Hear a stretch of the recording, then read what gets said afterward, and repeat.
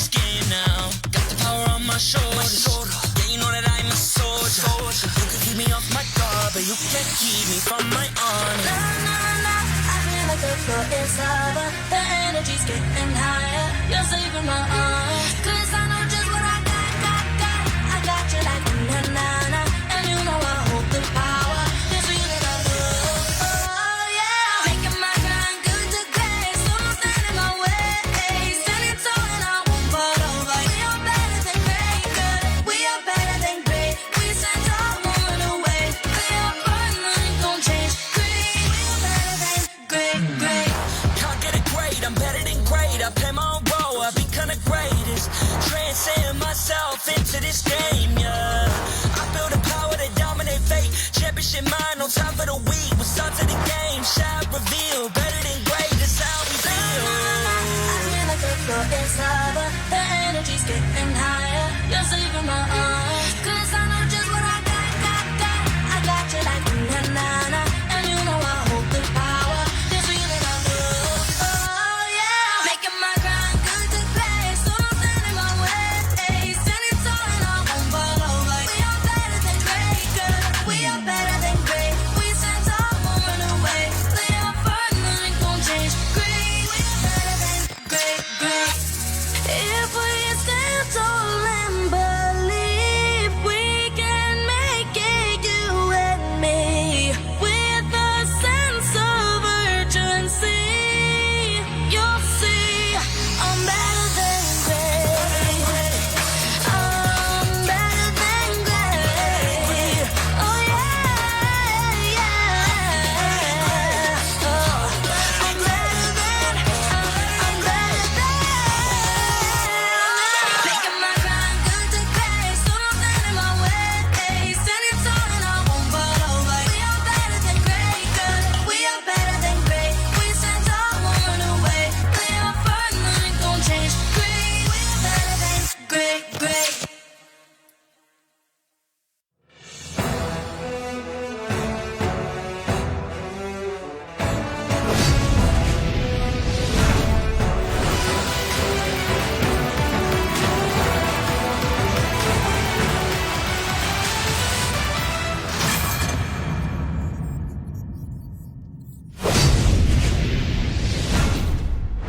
It is going to be an intense confrontation to decide who will be the king of the hill in Group A.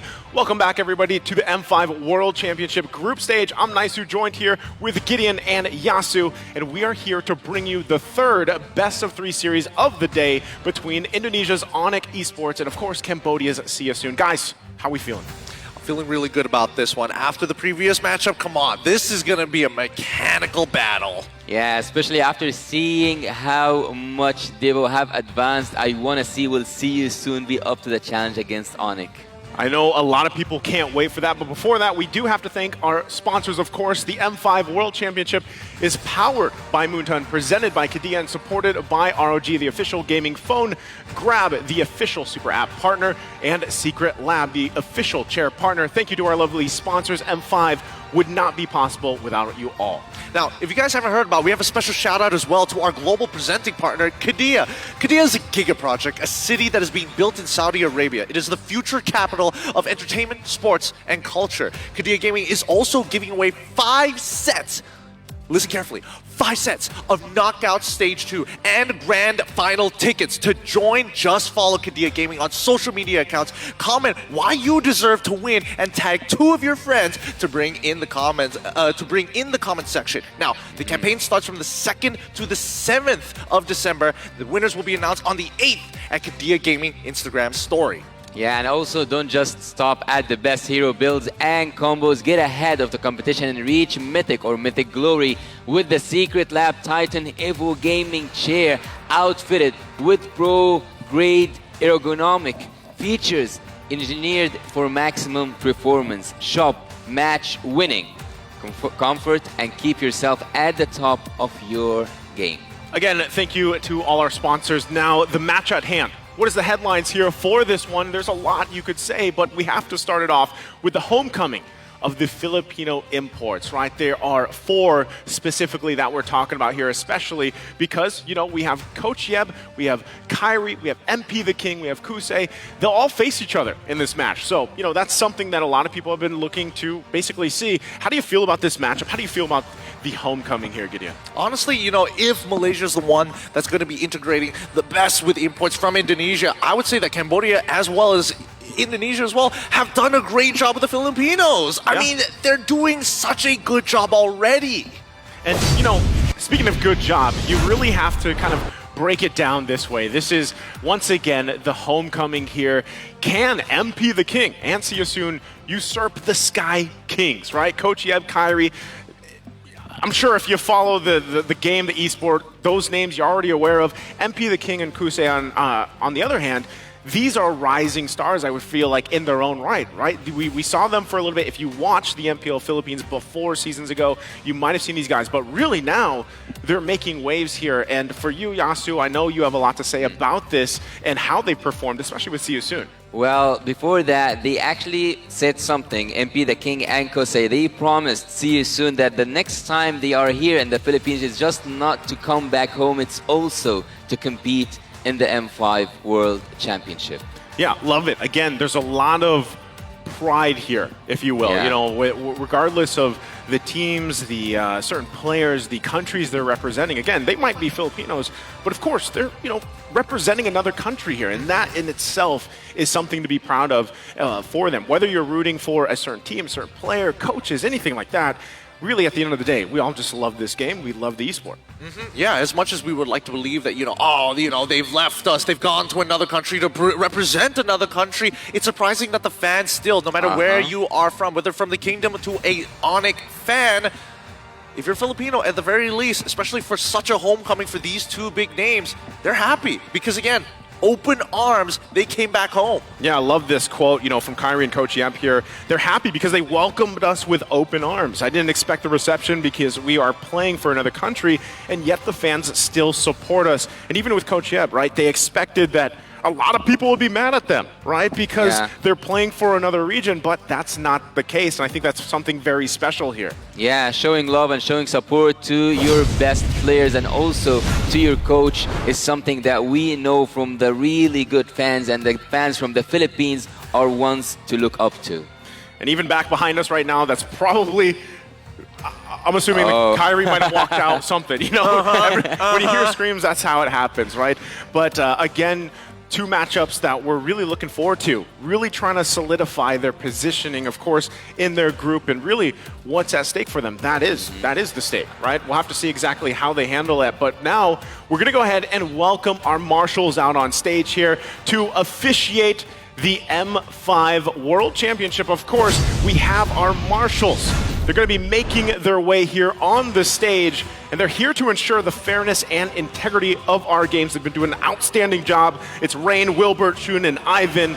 These guys, we love to have you because you help all make this a part of the success that M5 is. And now we will be welcoming the teams out here. Once again, we have to give it up for Onic. The Sky Kings making their way out here. The crowd is here to support them, and they're ready to see them perform today. They're looking to be favorites of the entire tournament. Homecoming, doesn't matter if you're Indonesia or Filipino, this team looks to reach the top.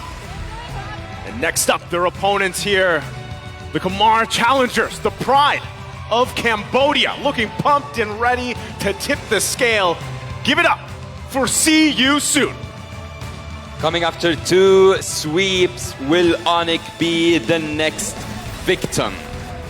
And of course, as both teams make their way to the stage to get ready for this bout, they of course are, you can see with the fans cheering for them all, but we also have to give it up to these smart minds here that lead the teams to victory. Their head coaches and the analysts, of course, for Onic, it's Coach Yeb and Addy, and for See You Soon, we've got Cat God. These coaches have done a phenomenal job in their own rights because it's not about arming their players, but also finding the most efficient ways of playing the game. Preparation from patch to patch, day to day, they continue to help their teams evolve. I actually love to see the spirit here on the stage, and also not to mention that this is a really good run for the Cambodian team. See you soon. Also, the Sky Kings are looking for a golden road. Speaking of the Sky Kings, here it is, Indonesia, Onyx for them. It's CW, it's Kyrie, it's Boots, Sands, Keyboy. Again, I gotta ask the question, right? Is Kyrie, have we seen his prime form yet, Gideon? I feel like if we're talking about prime form, it's not just one individual player. This team sets a new level of play with everybody reaching different peaks at different times of the game, but they still have some insane chemistry, most of which is through raw belief, raw faith sometimes. Man, I love that Gushin yesterday, right from Sands. Again, we'll also take a look at See You Soon. The lineup for them, it's Kusei, it's MP the King, Sariam Felix, it's Ra, and Boxy the King. Again, a team that has come out swinging for this entire event so far, really dominating a lot of this. And also, we do have more for you guys in store. There is I think they have something to say. I think this is a ranking tier list, basically, amongst the players and how they handle it. Let's take a look at this one. Okay, yeah, sure. And then Hello guys, hari ni kita nak rate player Rob tank dekat dalam M5. Kon. Bu sezon favori tank oyuncularımdan biri. Malezya'da bayağı izleme şansım olmuştu. Size koyuyorum. Dekat saya ada Apex 47 Apex 47 daripada tim, kalau tak ingat, B guys. Keyboy. No. Keyboy. She here. For sure. My classes is Keyboy. Keyboy, my idol. I'm gonna put also in here. Oh, my idol, Baloiski. The macro god, I think here. Oh, I think here. S+. First off, me. I'm going to put it like 8 here. I don't want to overrate myself. Okay.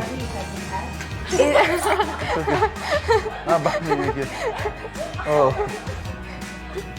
It's okay. Betul. D. Sebab orang cakap dia tak tahu pun. Me. Because I'm bad, I'm gonna put F. Sorry, Baloy. And me. Okay. Oh, Luna. Luna. Luna B. Apex, I think here. Here. It's okay. Here. Next is Sorn. On my level. Sorn is like a mechanical player and also likes to taunt people. Ogun, idol. S. Oh, NJ will lose. NJ will lose. For me. F. Sorn. My enemy. With me. Sorry, you're my enemy.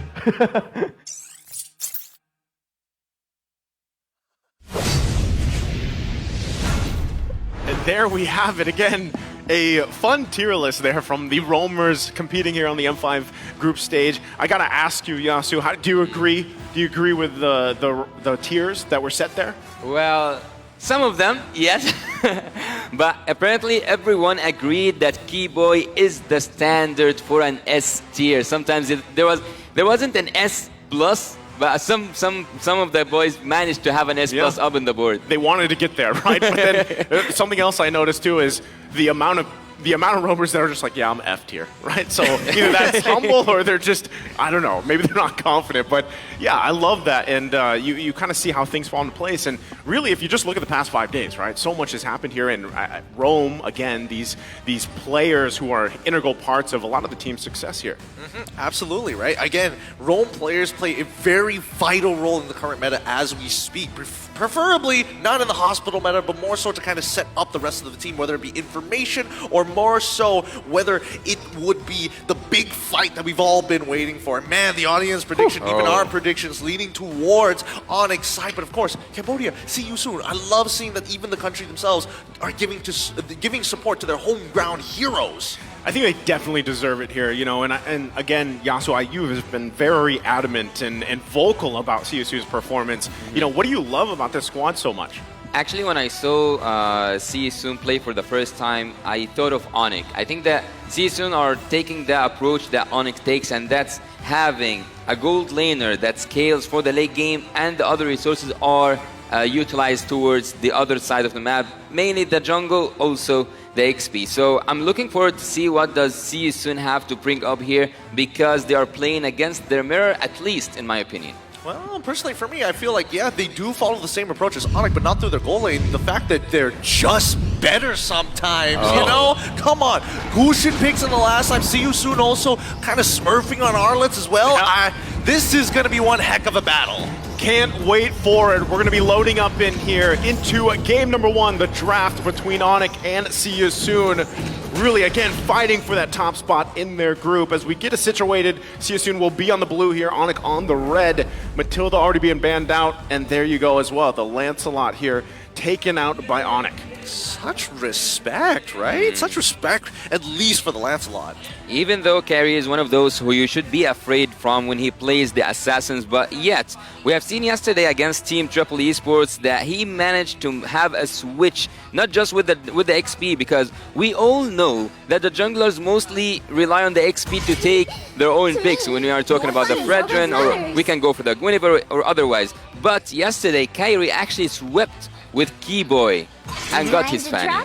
Yeah, and again, you know, when you're talking about these two regions in itself, right? Really, if you focus especially on what's happening over in Cambodia, their MPL, what season they just had was, how many seasons in? Like 5, I think it is? Yeah, somewhere around there. 4 or 5 seasons. Yep. So when you're comparing that, again, you got to kind of consider what is maybe the gap, right, between MPL Indonesia, that's been around a little bit longer, and then you have Cambodia. But really, when you watch them play so far, I think this is going to be a telling sign for us as we get through this series, right, especially game number 1, because like Yasu mentioned, he feels like this is a team that really tries to emulate that play style of Onyx. And it's funny because at one point, you know, you have these teams really trying to adapt, if you will, the play styles of Indonesia, Philippines, but then they sprinkle in their own version of it. And that's even what we saw from the previous series, right? With even EECA, how they have adapted that. But, you know, with that, I'm actually surprised CU Soon decides to take out the Angela, a hero that they've loved to play so far. Yeah, absolutely, and it feels like, at least for the side of CU Soon, if you are going to emulate or mirror somebody that you look up to, you also know what they are good at playing as well. So I can understand the sentiment of, like, we like playing it, so therefore there's a good chance you like playing it. Yeah. Let's just axe it out straight away. As we start going over the picks, right? Lancelot, Joy, Nolan instantly banned out for the side of Onyx. It's going to be Matilda, Wanwan, as well as Angela for the side of CU Soon, with the first pick of the Faramis for the side of CU Soon. Faramis. Faramis have proven himself overall through the M5 itself, but again, you still have the Valentina open, you still can take that Bruno with the Valentina, so Team Onyx actually haven't lost that much when it comes to that draft. They actually have the advantage now of counter picking, and also to have 2 of the best heroes so far in the tournament. Love that you pointed out. We'll see it. Guinevere. Guinevere's open, who has been... I love seeing the Cyclops, by the way, but Guinevere's picked up here. I'm expecting maybe this is already going to be, if they want to go with the Valentina, they know that the Faramis is across from them. You could save it a little bit if you want to, but they go the Novaria. So they opt for the Vision. They opt for the Vision, the increased hitboxes and everything else to pair up here with that Guinevere. Okay, it just seems that at least when you are locking in this Novaria super early on, right? Yeah. That Onyx is planning on, I'm going to hurt you, I'm going to harass you as much as I can prior to the build-up to that neutral objective, whether it be Lord, whether it be Turtle. Speaking of the Lords. Interesting. See you soon, wow. Lordmination. CU Soon is only a team in M5 with 100% Lord control rate so far. That is a crazy statistic, right? I mean... Wow. To be fair, they've had sweeps the entire time they play. Every single time we see CU Soon, it's like 2-0, 2-0, 2-0, 2-0. This is the first big challenge, the big hurdle to kind of test them, right? We do see the Arlet once again, but we're also seeing the Martis get locked in for the side of CU Soon. I'm thinking about an early game composition, and especially with the way that we've seen CU Soon actually play, it'll be interesting to see how Onyx is going to approach this. Do you match the aggression, or do you play on the opposite side of the map? Even though it's hard for me, especially because I'm going to speak about Triple Esports here, CU Soon have managed to, I would say, outplay Triple Esports in a really good way. Again, with the Lord zoning and everything, but yet, again, they have this way of playing where they can neglect a lane and focus on another place in the map. I can remember that the Arlet was having a really hard time against the Tamus from the side of Team CU Soon, yet he said like, okay, I'm gonna just leave the XP lane. I'm gonna go for the gold. I'm gonna use my crowd control. And over there, he found his spot. And over there, Team CSUN dominated. I can see the R-Root once again. I kinda have the same imagination once again. Yeah, as our good friend LaFell would like to say, imagine. Anytime the R-Lot pops up, he always decides to tell us to imagine exactly what a 4 or 5 man final slash could do to a game, right? Yeah. Now, aside from that, you have to take note the Claude was being locked in here. That is typically an answer, usually when you got the Nether Realm across from you, right? If you're not going to be locking in the Valentina, at least, hey, we've got a Blazing Duet. We could work and whittle down those health bars from the Nether Realm and hope to follow up from it. Already, though, if you look at the first 3 picks for both teams, it's pretty good. It's pretty even, at least at what they want to do and go through the game with. But having the carry ban here, does that kind of make you feel, guys, that you will see more tanky heroes upcoming from Team Onyx, or they are just afraid of a carry pick from CSUN? No, absolutely. I think that Onyx kind of design what they want to approach. They're being very, very honest in the draft here, especially with the types of bans that they're coming out with, right? Again, the fact that they are locking in the Claude, yes, it's great against the farmers, but it's also a pretty decent counter to Novaria as well to have that backline access. So therefore, killing 2 birds with 1 stone. You want to find these overlaps, which Coach Yeb in particular is really good at doing. He's got that type of foresight. Okay, again, next up ban coming out here. We'll see exactly how they want to tackle this. And with that, too, my question is really gold lane for CSUN. What do they want to park there, Yasu? What are you feeling like they want to pick up? In the gold lane, I would actually choose... Oh, no. I would go for an Aerothill. Why are we feeling like, oh, no? I'm feeling like there is a possibility that someone may have missed their ban here, and Coach Yeb is looking over like, hey, yo, did someone miss a ban, or did something? Did we disconnect? What's going on? All right, well, you know what that means. Let's get comfy for a second here. Yeah. As they get us situated. We gotta chill like Sans, man. Look at Yeah. this man. He's on an ergonomic chair. He's pulled it. He's doing the "Can you do this" on his chair moment. That's exactly what I'm doing right now, man. Let's The go. secret lab chair. Oh, Yeah, it's still going. The Titan. The Titan. How far can you go? How far can you go? Yasu, don't tempt me. All right? I'm right. here for 3 series in a row. Okay. And The 2 last one was to quite us. long. The last one was quite long, and you're tempting Naisu with a good time. That chair is going to be able to hold him. Like the width of that chair is the size of his shoulders, and I'll tell you what, even fitting the building on a chair like this, it's an impressive feat alone. Hey, I would say, guys, if you're wondering about the sizing, right, for these amazing Secret Lab chairs, there's the Omega and there's Titan. If you're my size, you probably want a Titan. Oh, yeah. Don't try to get the Omega. Don't skip out. The Omega for guys like me. Yes. I can fit in like anywhere. Absolutely, absolutely. Even for me, I would much rather. I made the mistake once of going for the Omega, and you know why it was a mistake? So because wait, did you refund it? Obviously not. You think I'm just going to refund a chair just like that? I put it together, and I am not going to dismantle it anytime soon. My big mistake was I didn't get a Titan, and I also didn't get the nice reskin that they have. The premium leather works well, okay? But let's jump back into this particular game, because based on what we are seeing specifically from what Coach Yeb wants to do, right? 2 birds with 1 stone, gets rid of the carry, which brings the idea of, hey, at least Guinevere, we kind of know it's leaning in towards the jungle at the very least. Well, look, let's break this draft down. Let's break it down. As I told you, Team Onyx, they do love their scaling heroes. They give CW the Claude, if I'm not, Claude. So they will, and this is surprising for me, because whenever I see a scaling hero, I see that players give their best so that it's supported as much as possible. But when we see Team Onyx, especially, they leave CW on his own to manage his own business in the gold lane. Yeah. Having that said, you asked me a question before we pop into this quick pause here, Naisu. You said, what do you expect to see from Team CSUN when it comes to the gold lane? I would actually say that why not have a Bruno? A Bruno is still so far open, and also why not have an Aerothill? I think an Aerothill can suit their own composition. I agree. At the same time, you know, really when you're looking at the gold lane, let's think.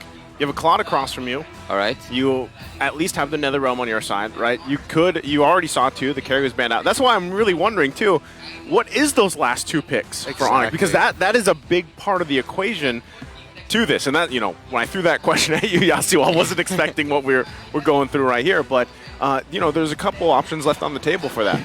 Oh. I'm sorry, I'm getting distracted with the crowd. The crowd work is great. Cameramans are on point and they are quick. But honestly, to answer both of your questions, here's what I'm expecting it's going to be. Yes, Bruno should probably be a very big consideration for Coach GM to actually ban out, because you want to actually have a lane that's manageable, right? Very manageable, in a matter of fact. Are you recognized? Oh, come on. Yep. You better. Oh, denied? Okay, there we go. Oh, denied! Stop right there! Ooh, that's painful. Hey, that's the he's known for the call dog. He's Yeah, yeah. You know, I don't even know if he's the one that maybe he inspired Mirko to do it when Mirko did the call dog. I think this is like, I don't know if there was an actual video or something about it, but oh, hold on, there's a guessing game. The backup crews. How many support heroes are there at MLBB? Oh, that's not fair. Do you guys know? So let's like have it. Let's go in a circle here. Everyone mention a support, and it hasn't been mentioned before. I'll start with Angela. Wait, are they gonna guess in the crowd? Are they gonna like write it down? I mean, if they go for it. Is this our first guessing game? I don't mind if the crowd goes for it. Come on, crowd. If the crowd is down to guess alongside with us, that would be great here, because if we're talking about a number of supports, that's a little tough. I mean, Angela's already a good one. I'm guessing, you know. Wait, hold on, because there's a difference between tanks and supports, and some overlap.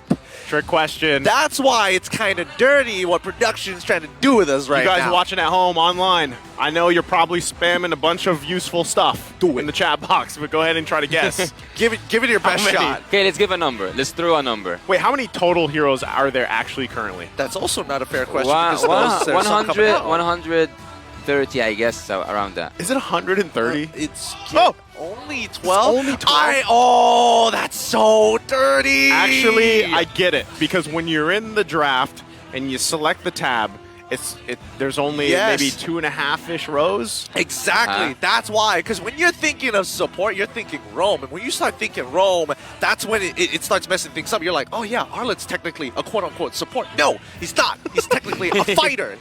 There's categories in this game. He's not even a tank, you know? Like, he's being used as a tank, but he's not even a tank. Exactly. That's why. Nicely done, production. We fooled them all. If they're going to... Hey, production...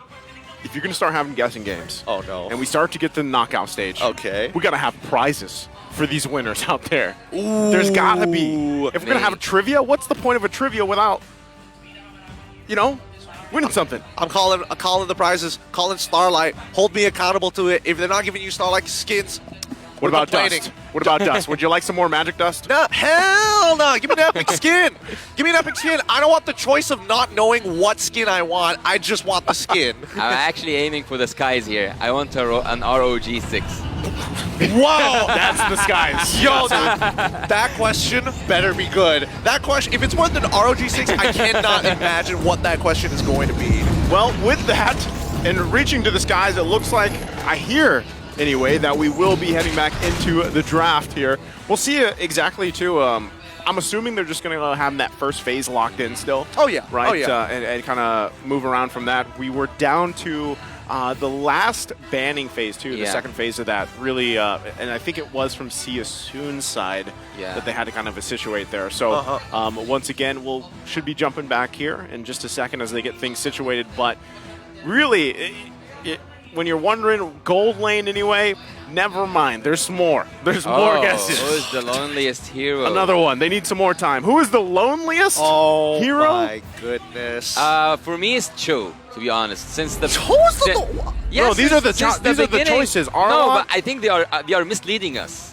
No. The Lone Star. I don't trust them anymore. Why? Okay, give me lore. Give me reasons. Give me reasons here. Because since the beginning, like, I've been seeing people go and couple up in this game, but Cho has been here since the start, and so far he doesn't have a girlfriend. I mean, he doesn't. He's married to the way of the dragon, man. He doesn't need it.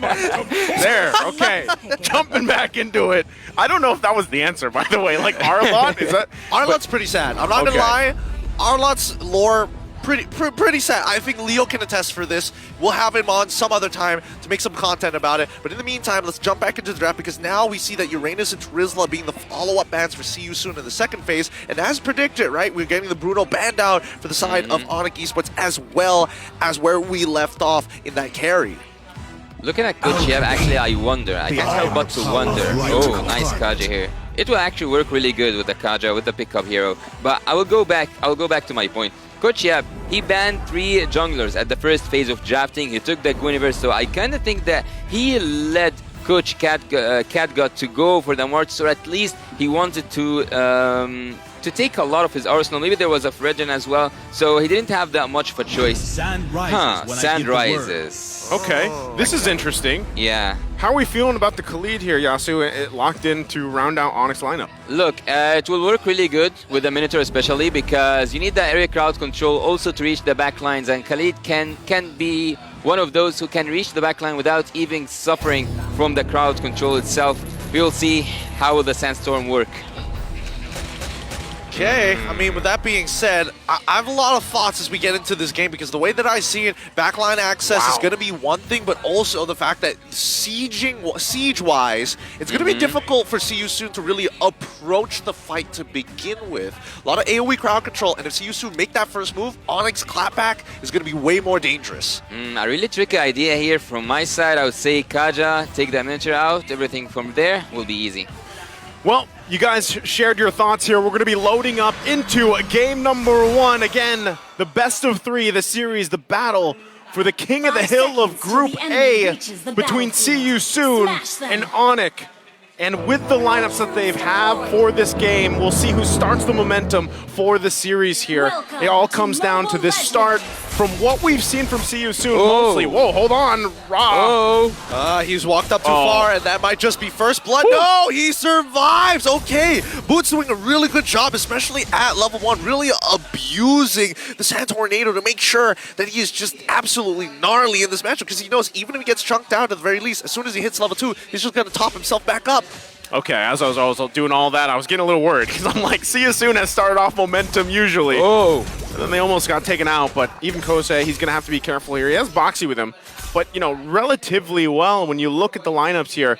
And I want to take us through the emblems here. Yasu, can you, anything particular out here? Well, the thing is, we have seen Khalid during the whole M5 series going for a full, I would say a full. This time he have this one part of a tank emblem, but he goes always for a full damage with the assassin emblem. So far, this is what I expected from after seeing Boots pick up this Khalid, but I didn't definitely expect him to go aggressive at the first minute at the mid lane, not even on the top lane side. I mean, that's what you need to expect when you have a Khalid on your side, right? It's about map influence in the earlier stages of the game where he is one of the strongest level 1s in the game thus far. I mean, then there's also Thamas, but then we have to start comparing the meta, and that's a little too much work to actually do right now. But let's focus on the simple facts, right? First, Hussein has Master Assassin as a Brody. That is not normal whatsoever. He is expecting CW to kind of be left on his own island. Yeah, and with I mean, look at what's happening already, right? The focus here, trying to at least get anything if they can, but first turtle being up, they're going to get it situated. Felix, though. I mean, Felix is playing this well, right? It's important for Felix to actually trade against this Khalid alongside the wave so he can get multiple vengeances down to top off that health. But now, here we go. Astral Echo has been laid out. They spot all 4 members, and it's huge! They get a great knockup. NetherRealm keeps them alive. Now it's going to be the final slash to actually turn things around. First blood onto Kyrie's side, and even Keyboy trying his best gets pulled back by the Shadow Stampede. Zaz finds the kill onto the MP, the King. The Minoan Fear was not able to turn enough, but it's still a 2-for-1 trade. Wow, this is the chaos that you can expect the Khalid to do when he have that flicker ult. Not to mention he also have Keyboy, but laning phase here. Kosei is having a good time playing against CW. For me, that was like a preview, right, of what that layering can look like when you have Keyboy with this Minotaur, you have the Minoan Fury, and then you have those Raging Sandstorms set up. So really, when you look at that, See You Soon, they got a preview of it. They have enough time to kind of adjust from that. And nice dodge there, nice reflex, the thumbs up as well. But really, when that happens, if they can avoid from that setup, right? Whether that's utilizing the final slash from Sorry on Felix and then play around that, disengage, or maybe it's even just utilizing the Nether Realm. That timing is going to be so important for See You Soon. So still battling it out here once again for this turtle. Oh. Now we see the Divine Judgment landing on towards Kyrie and instantly punishing him for walking up to the turtle side. I thought it was going to be an issue, but it looks like Onyx forgot about one simple factor. On the top lane side, all the action is happening. We have just seen Boxy the King. Oh, that was almost a steal. He uses a retribution even though he knows that carry is out. But again, I want to speak about something here, and that Kaja, this is something I didn't mention. Kaja is one of those heroes when you play a Minotaur you should be afraid from, because when you are raging out, he can cancel your ultimate, he can take you down and drag you to his teammates. Yeah. Oh, CW might be in some trouble here. Whoa. He takes a bit of damage, gets chunked down below half, and Boxy the King, again, they need to start making sure that they keep timers on when Boxy the King actually uses that Divine Judgment. It's dangerous, but it's also a linchpin for See You Soon. Yeah, paying attention to that, the timing there. Oh, might initiate. Yep, they go with the Blazing Duet so far. NetherRealm has already been called out as the Astro Echoes calls the rest of the team. The final slash comes on through, allowing Sorry on Felix to get on, but Boots stops the rest of the follow-up with a Raging Sandstorm. They find a kill back with the help of Sands, and King goes down Kyrie. Now, with a Spatial Migration, finds a double kill with the help of the Violent Requiem. That's going to be 4 down for nothing. Man, again, and it looks like it might go in the way of See You Soon, and then all of a sudden, smack comes Onyx. And it was overlaid really well, but still, it's not a huge lead for them. See You Soon can kind of recollect here, try to find their own timing, and right now, it's got to be Boxy. He's got to be able to find things up, but this might not be it right here. He's trying to... Oh, wow. What's he trying I'm not to do? I'm not sure what he's trying to do. Again, trying to bait something out here. Let's see if he lands it. Nope, force the flicker out of there. Sands, he wanted that kill. He wanted that kill bad. Yeah. In that last team fight, crowd control speaks at its finest. We have seen a lot of crowd control being utilized from the side of Onyx team just to make See You Soon paralyzed on that top lane side. But again, CW, I said the opposite. I said that Kosei is having the best time of his life, but after CW got those 4 assists in the early game, I cannot imagine how will he do in the mid game.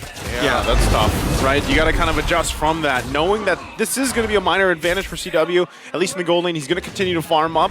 So if you're See You Soon, once again, you want to be able to buy Kosei some time. You want to contest those, and that's what I like them doing here. But really, can they actually get a pick off? That's one of the biggest questions when you're utilizing this Kaja pick.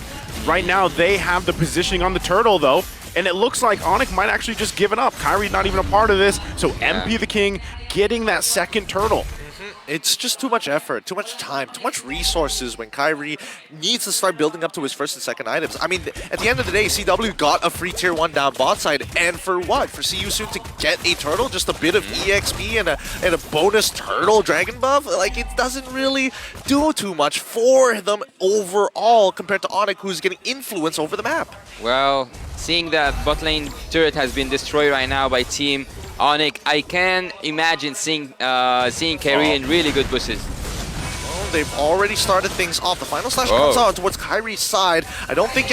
Felix now getting punched, but here comes the NetherRealm for the counter. Engage Retribution already being used, but sorry on Felix still trying to get out. Sands almost getting it, but here comes the Raging Sandstorm flickering on towards Big side. It's too much damage. They pull back. Luckily, no members of Onyx go down. I could be wrong, but Sands finds another one, and Boxy the King, he doesn't miss a shot. Man, the polling back and forth and just kind of whittling things down against See You Soon was really well orchestrated there from Onyx, and now they're just continuing to put the pressure. Yeah, after... Are they taking it? Who took it? Who took it? Who took it? Oh, it's MB the King. Well, after seeing the Divine Judgment from the side of Team See You Soon there, I told you about it before it happens. Keyboy, once he triggers his ultimate, he's gonna be dragged down by Boxy the King. Oh, there's some recalls here. He's so confident right now. But I want to speak about something. Whenever Keyboy misses his ult, he have always boots to cover his back, and that's what we saw with this Raging Sandstorm coming in with a flicker from the side of Team Onyx team. Man, that's what is actually scary when you look at it all unfold, right? It's like a perfectly choreographed dance, You have Keyboy there holding on to the Minoan Fury. If he actually gets Divine Judgment, it's fine because you still have the Raging Sandstorm. You still have, you know, Spatial Migration. There's so many possibilities to initiate a fight and pull back. That's what we see, right?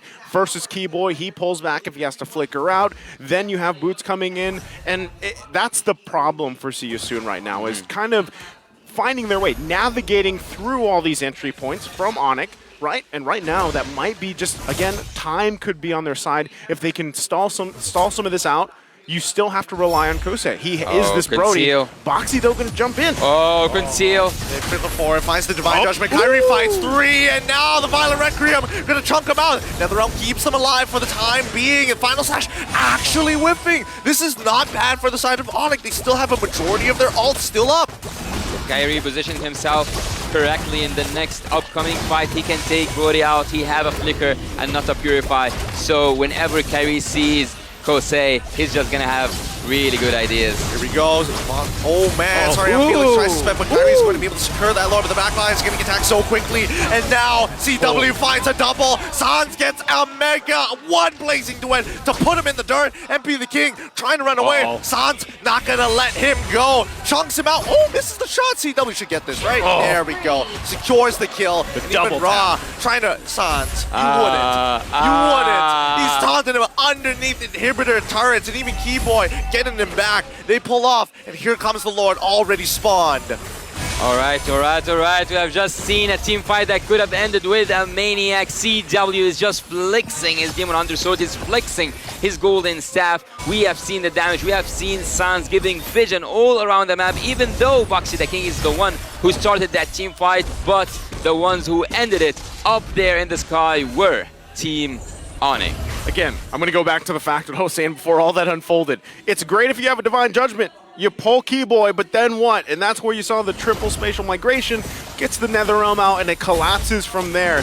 It really just feels like there's too many options for Onyx right now, and really, if you do find a pick, do you have enough damage? You know, if you're See You Soon to actually follow up. Time and time again.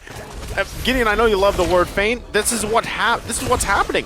A lot of the times, it's even just Kyrie baiting out the Final Slash. Exactly, because Kyrie's one of the only few people in the lineup of Onyx right now, in terms of the draft, right? Playing this Guinevere to get in and out of fights. If we're talking about Boots, he doesn't necessarily want to get out of the fight. He kind of wants to end the fight. And the same can be said about Keyboy, right? They don't have the most amount of mobility once they've committed all of their resources and all of their spells. Yeah, quick reflexes, that what we got used to by seeing Kyrie, even though he's not an assassin, even though he's playing a utility jungler, but yet he is still so smooth with his execution. Let's have a quick look here at the in-game equipment. We will see that Brody already have his Blade of Hypnosis and also the Malefic Raw, which will give him a little good advantage when it comes to dealing some physical damage to the tanky heroes from the side of Team Onyx. Speaking of the tanky heroes, we only speak about here Boots on the Khalid, Kyrie as well, and Keyboy. So by banning that carry, they did manage to have this tanky composition, and by this tanky composition, they managed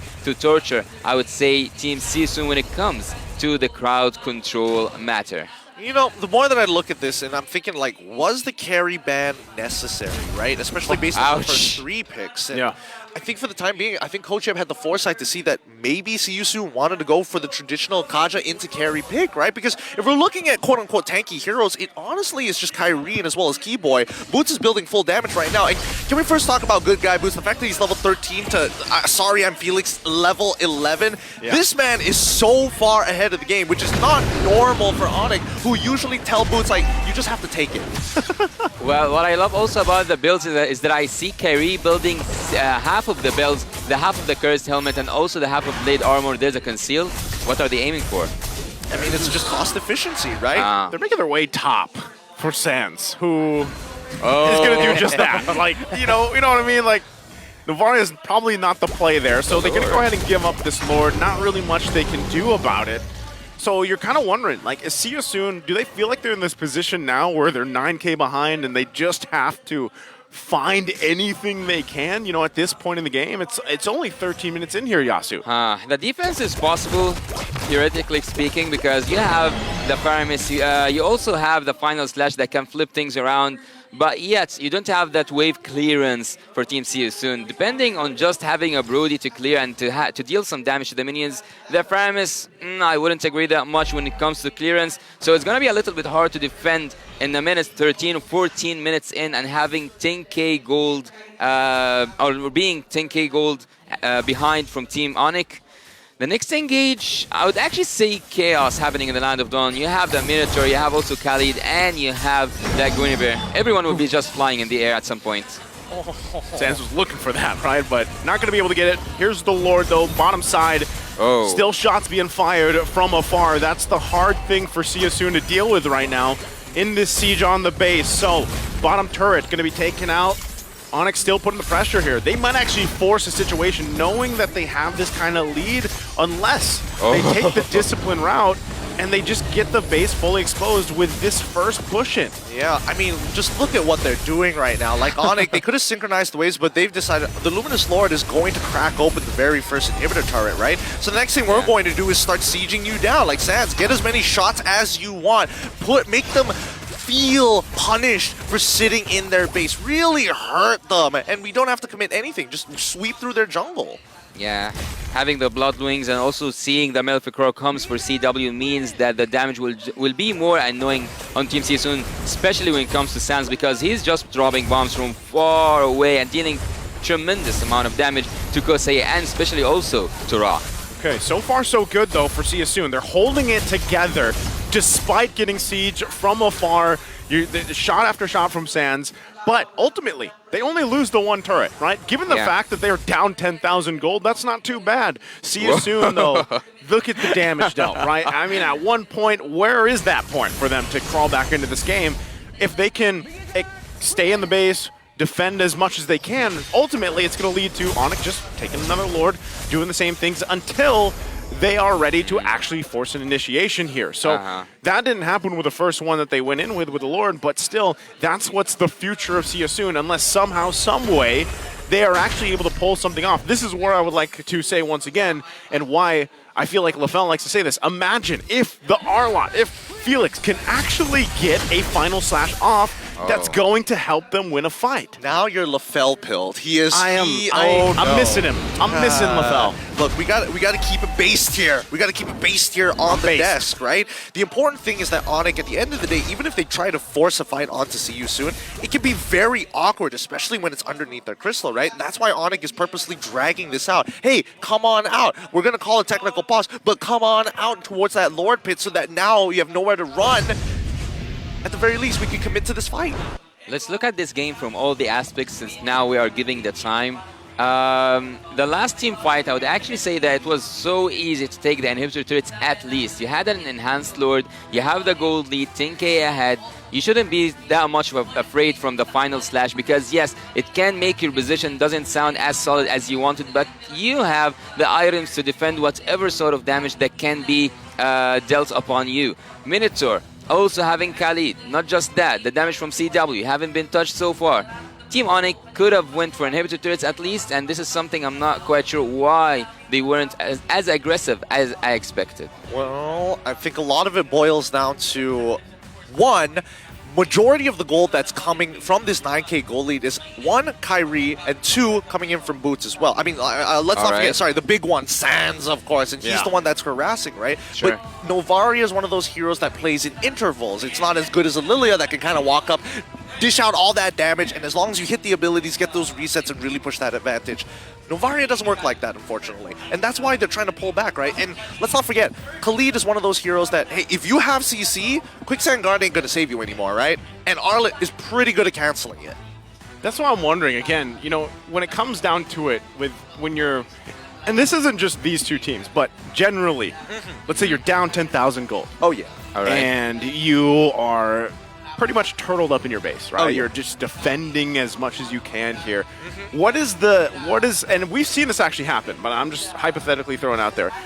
How do you turn it around? You know, like, is it just a Hail Mary defense play that's going to only be the answer here in this situation with this lineup here across from them for Seosun?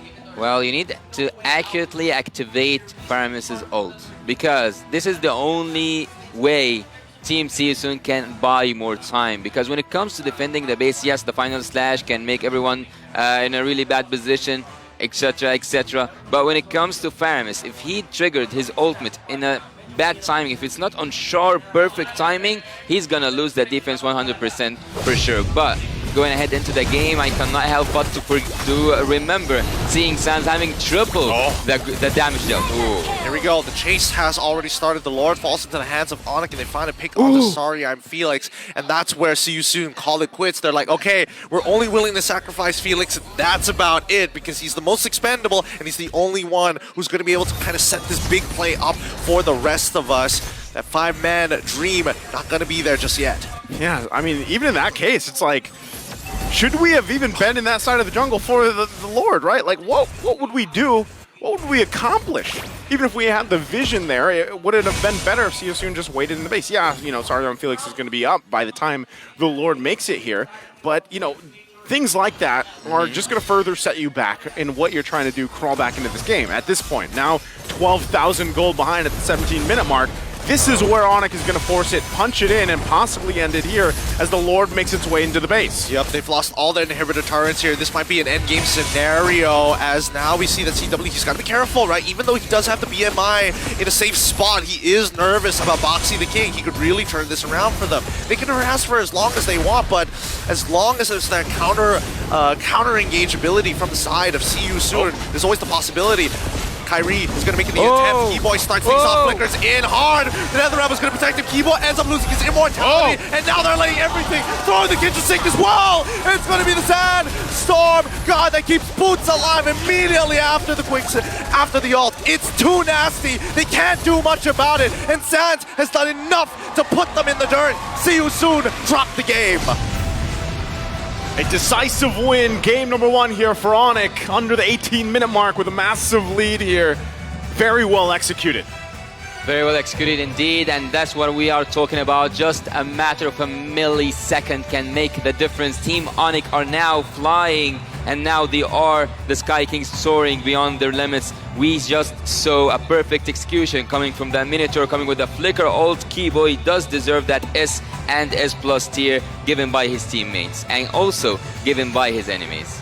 And again, the way I'll look at it here is with the lead that they had, leading into even that first push into the base, they took the discipline route, right? They didn't put the pressure in, because at the end of the day, they're still trying to go through those steps, you know, make sure the boxes are checked. Even if we have a 10,000 gold lead, we're still going to make sure we go through the motions properly and execute it the way they want to, right? And that's exactly what happened. At one point, See You Soon, I feel like they were just down so much that, you know, they tried to get vision on the Lord that last one, but really, what could you do there, even given that disparity? Yeah, they were going to get stat checked either way with such a large disparity as well. And not to mention, you know, it's interesting to see that at least for the side of Onyx, they want to maintain a certain level of polish throughout the group stages, right? Previously, in some of their previous games where they were more, I wouldn't even say hesitant, but more sort of ballsy to make some crazier plays, I think now is the time that they're realizing that the knockout stage is getting closer and closer and closer. We might as well start now to get into that peak performance and finally find our stride once we start eliminating teams. Well, I haven't seen Team Seasoon play as passive at this game. I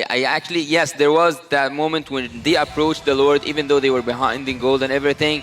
But I have seen Team Seasoon play more aggressive earlier on in the group stage. So I would just wait to see, are they relaxed because they secured that top 2 or not? Well, again, keeping things together here on how they executed. The MVP for this game is also Sans. Once again, amazing performances so far throughout this entire group stage from him.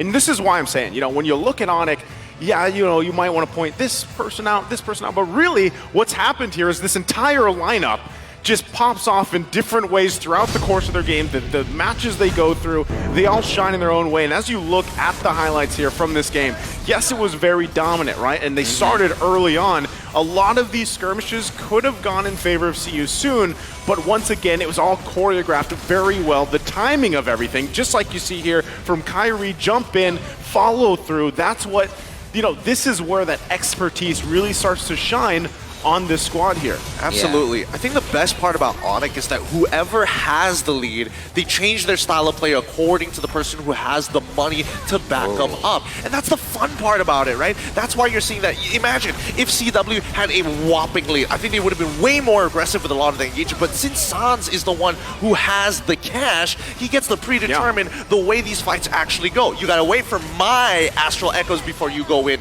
nothing else. And then you start looking for engages. So he communicates very well with both Keyboy as well as Boots. Yeah, and speaking of Sans, you cannot neglect the fact that he was triple the damage dealt by the nearest player in this game. And looking here, this was the final moments that Team See You Soon have witnessed in the Land of Dawn. They tried their best to defend that last wave coming in, but Team Onyx, just the goal difference and also the crowd control that they have. Let's go to the statistics and see what the Team Onyx bring up new, or even what did Team See You Soon bring up new. As you said, we haven't been used to see this such emblem or like this such set of emblem coming from the Brody. But what actually caught my eyes was at the end game when we get to the items is that Faramis also bought the room for himself, for the team. So actually Team See You Soon, before the game ended, they had 2 room, and also they had 2 room, and I believe they were both for the conceal. So let's check here.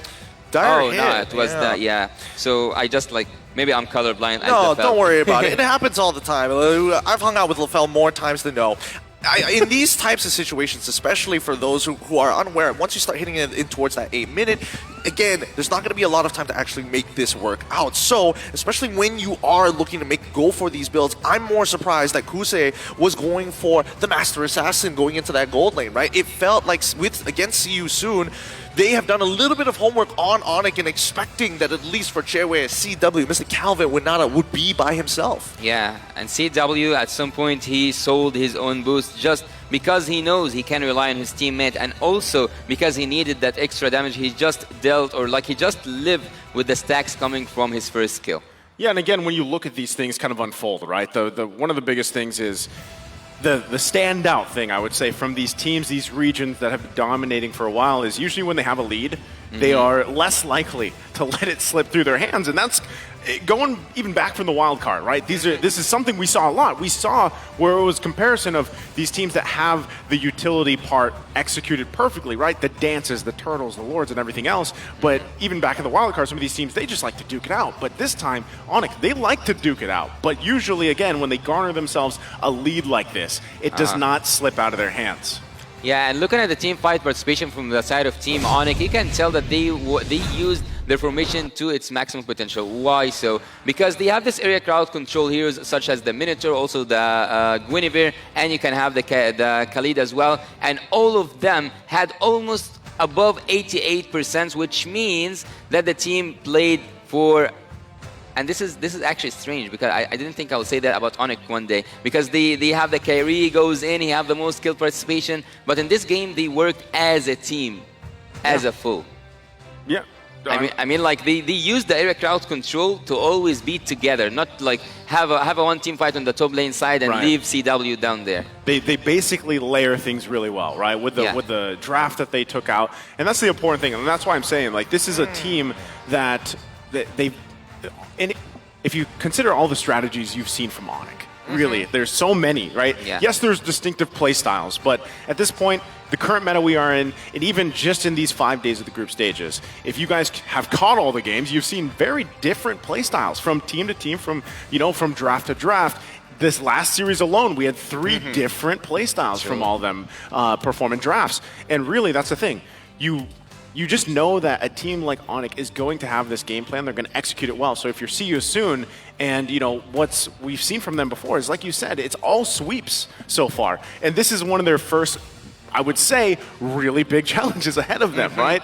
So how do you approach that if you're See You Soon? And how do you approach game 2 with a loss like this from game one. I think a couple of things that need to be understood is the fact that Onyx is one of those teams where it's not like they have a set game plan every single time. They have a rough guidelines, which is very much the Coach Yev philosophy, the way that he kind of holds himself and the way that he kind of interacts with a lot of his players. The same can be applied to the game where you have a simple couple of guidelines of how you want to approach these fights, but at the end of the day, communication is always going to be key, and they're always constantly adjusting. During their time of MSC, one of the longest games that we saw coming in from Onyx themselves, and I think it was it against Burnex Flash, if I remember correctly? I could be wrong. I'll double check that later.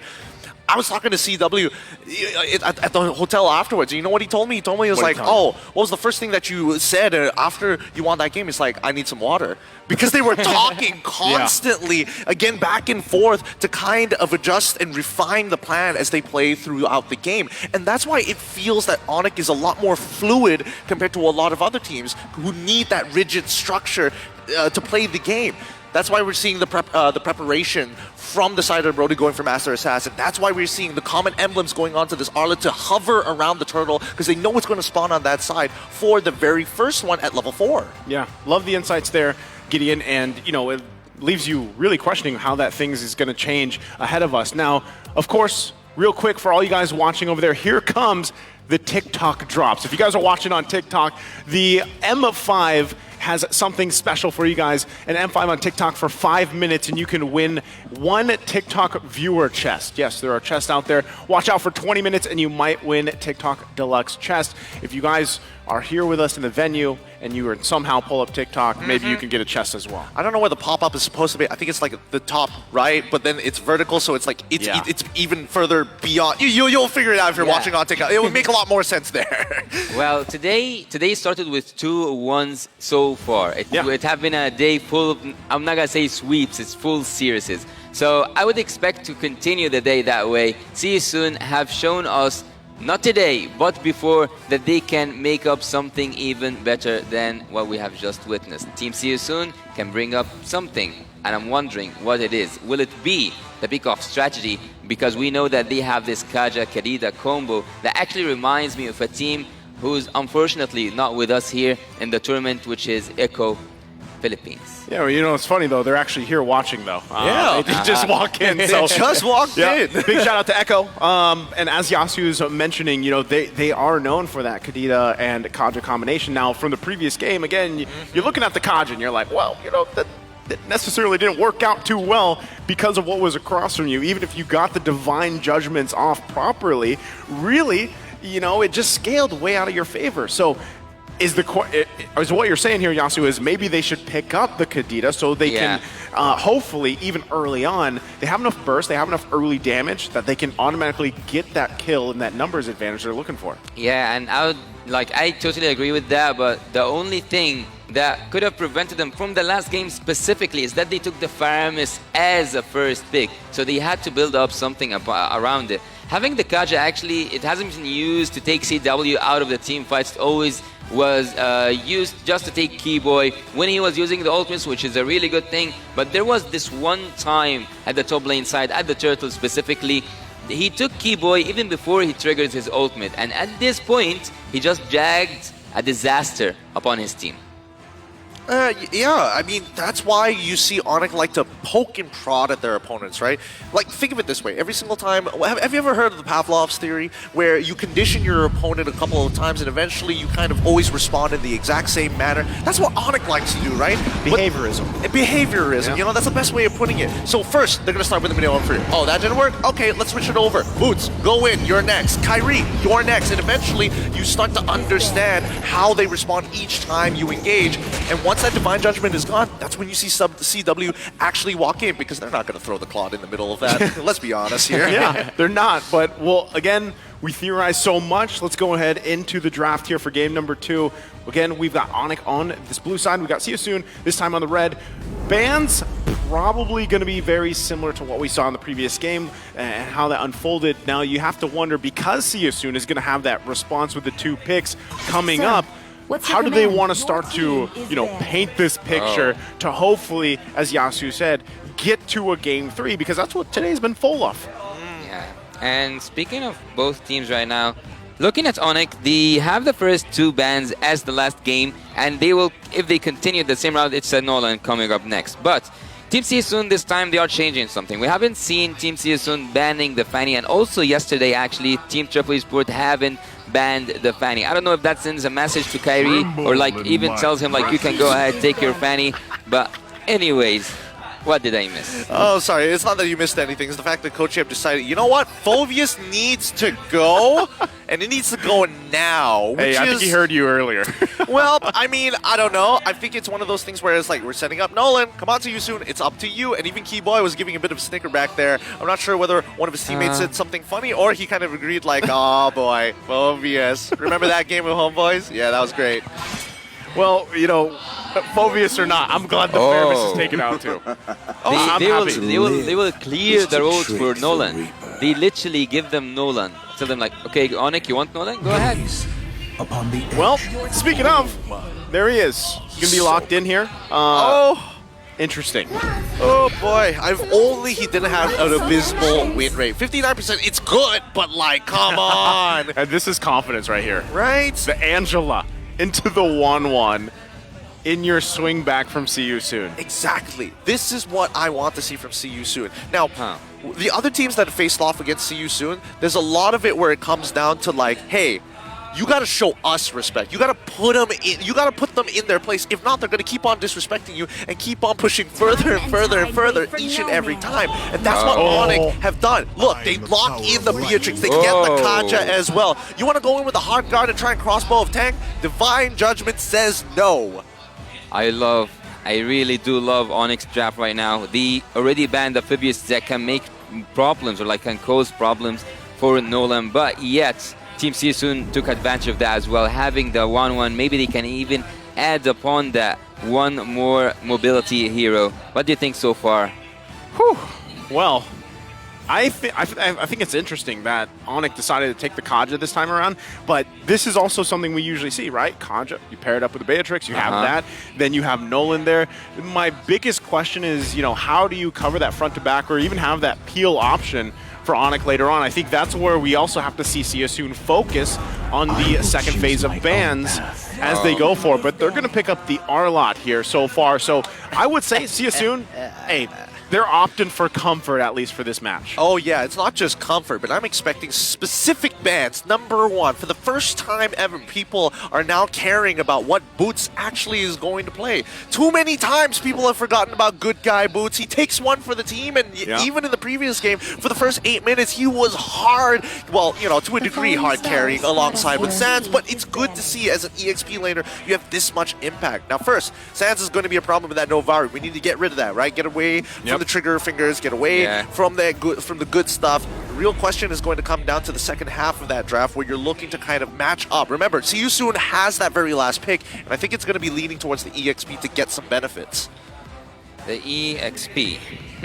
Team Onyx do need the EXP, but look at Team See You Soon.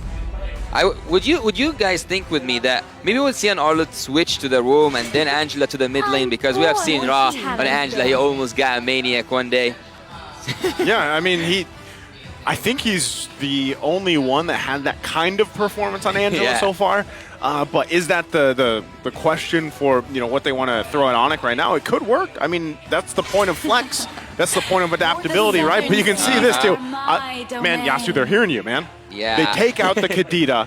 They don't want to give that option to Onyx, who could have possibly went that way. Well, Sans was quite annoying having the Novaria from a far distance. Imagine having the Kaja for Team Onyx and also having the Kadita combo. It would have been just lethal for Team Seasoon. But here comes something that you kind of addressed the last game, Naisu. You said that why didn't we see, or like, let's say together that Kaja at this game specifically will aim for the 1-1. One will have a terrible time. She needs someone to take the hits for her, and I wouldn't suggest having an Arlott to keep someone away. I want more crowd control for Seasoon to while they are going in towards the game.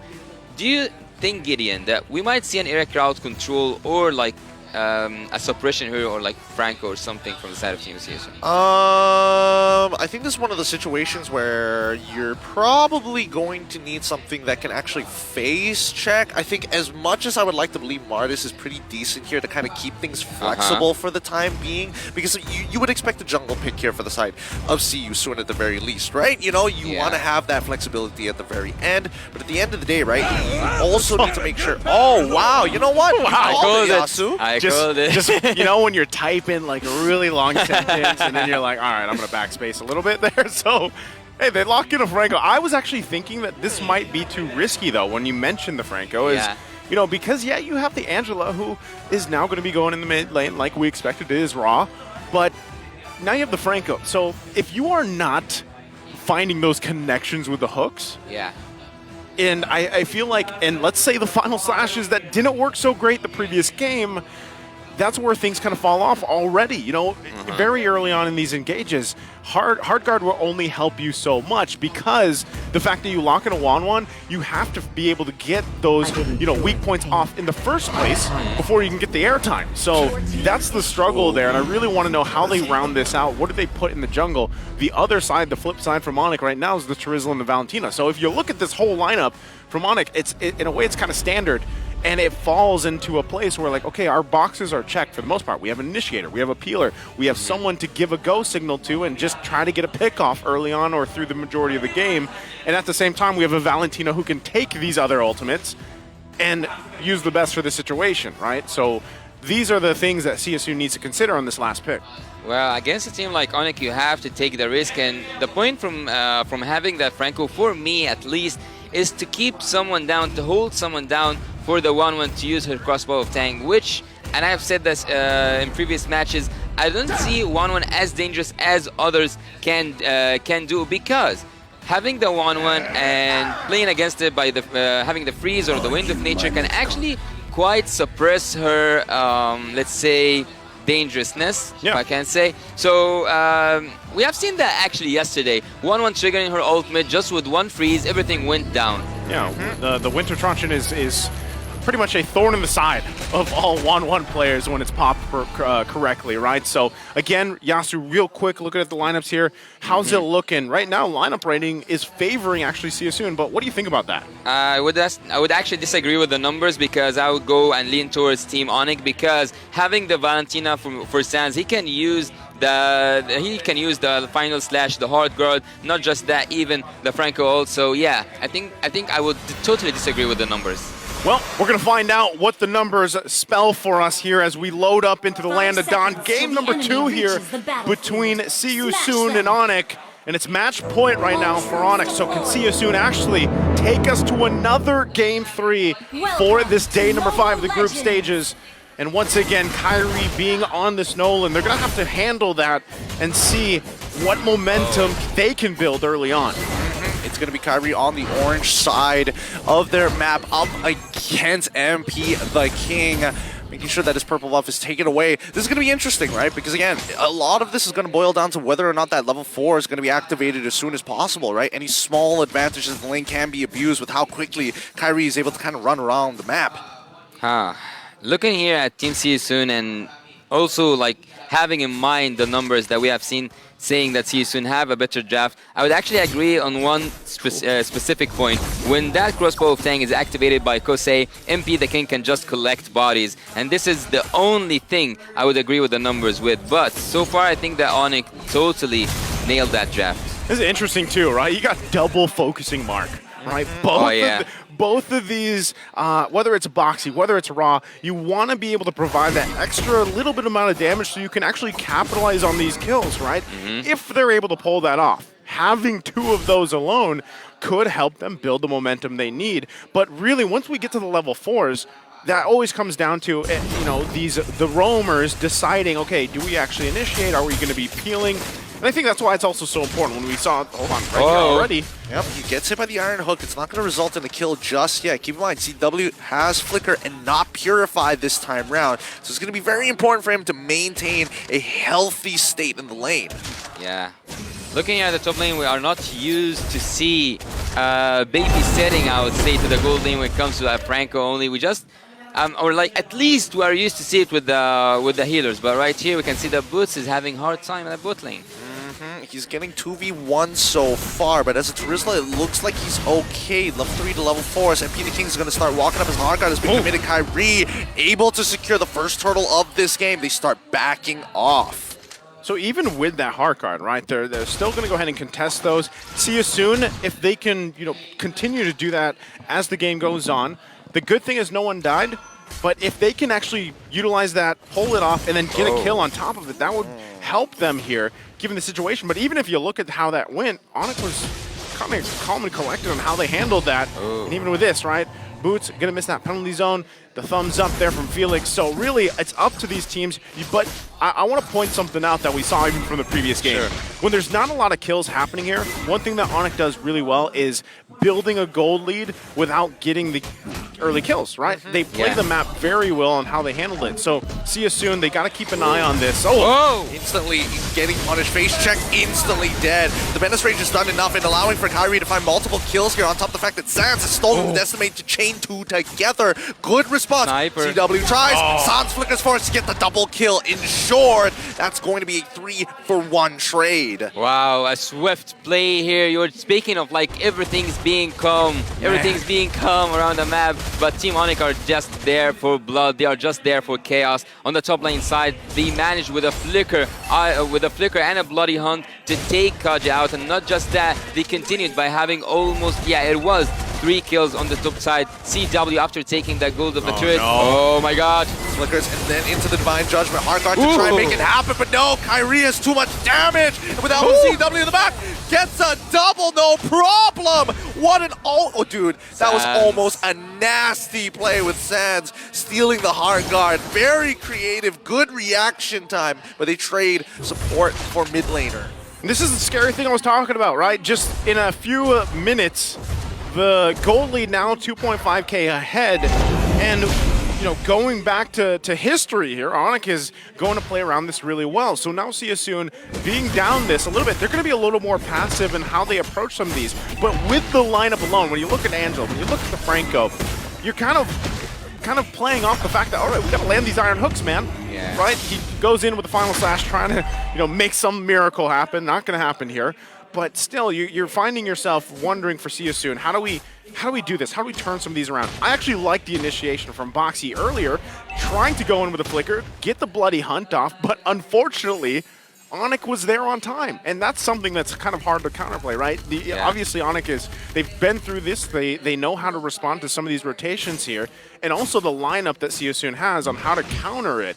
So really, you're wondering, See You Soon, where's our damage, right? It has to be on Kosei, but he's actually struggling right now, even looking at the gold breakdown between the two gold laners. Yeah, I would say that, that was a really good hook, but are they committing to it? Yes, they're looking for the Bandit's Rage as well. Boxy goes down straight away with a stolen Decimate coming in from Sans. They got to be so very careful here. Unfortunately for Boxy the King, he wasn't even able to get his ult off at all. Sans, he's got to show that disrespect, right? He's got to keep See You Soon in their place. Yeah, Sans just doing his thing there. Oh, the damage it was almost there, but the left tap's keeping them alive. Now the top side is going to get pushed. MP the King, he wants his hard guard being activated. Keyboy, preemptively flickering. Oh my god, Felix flickering forward to make it happen with a final slash, but the counter engage coming in from Boots to turn this around. They don't find anybody. Felix giving up his life, even though it was such a good time for a play. How did Keyboy not die? Oh, they're still going! Kyrie just going to find the kill all towards Ra's side. Boxing the King's running, but Kusei, he's got it. Crossbow 10 activated. Bloody Hunt being dropped, but it's too late. Can't be done. Nothing can be done here any longer. I mean, Sans is trying his absolute best, and even for Boxy the King, he's got to be in the right position, right place at the right time. But Onyx, they're not giving them any space. The Sky Kings being banished from the sky because they managed to activate this crossbow of Tang, but before that, Team Onyx, this is when experience speaks. They can scale that gold. They can also go for really good trades. And even though there was a flicker final slash from Soraya and Felix, Team Onyx are the ones who won the team fight. Yep, and they also take the turtle with no issues whatsoever, right? They are reading See You Soon. For some reason, they've got insane game sets. Oh, there it is. Iron Hook into Bloody Hunt straight away. Good guy Boots is going to have to take it. Whoa, penalty zone. The crossbow tank is out. This is actually a lot of ultimates committed on one guy as Onyx is looking for an opportunity. Keyboy getting locked. No, Iron Hook lands on the Sands. He's forced to flicker on out of there. Hard guard as well being expanded. Keyboy, despite having the Divine Judgment, it just was not enough with the amount of peel coming in from See You Soon. And now this is where it gets awkward too, as both sides have it. Keyboy ends up getting knocked up by MP. The King's Motor coils, and Kyrie can't get out of the fight. Decimate, and now the vengeance from the side of Sarian Felix to pick up the kill. Two underneath the turret. Just a fishing bowl here underneath the turret. A barrel indeed. CW finally makes it out as Boots able to deal with this. He should be able to get this wave, but it's too risky to stay under the tower any longer. They give up T1 down bot side. There's See You Soon, right? They got some fight back in them, and that's what we need to see here for game 2.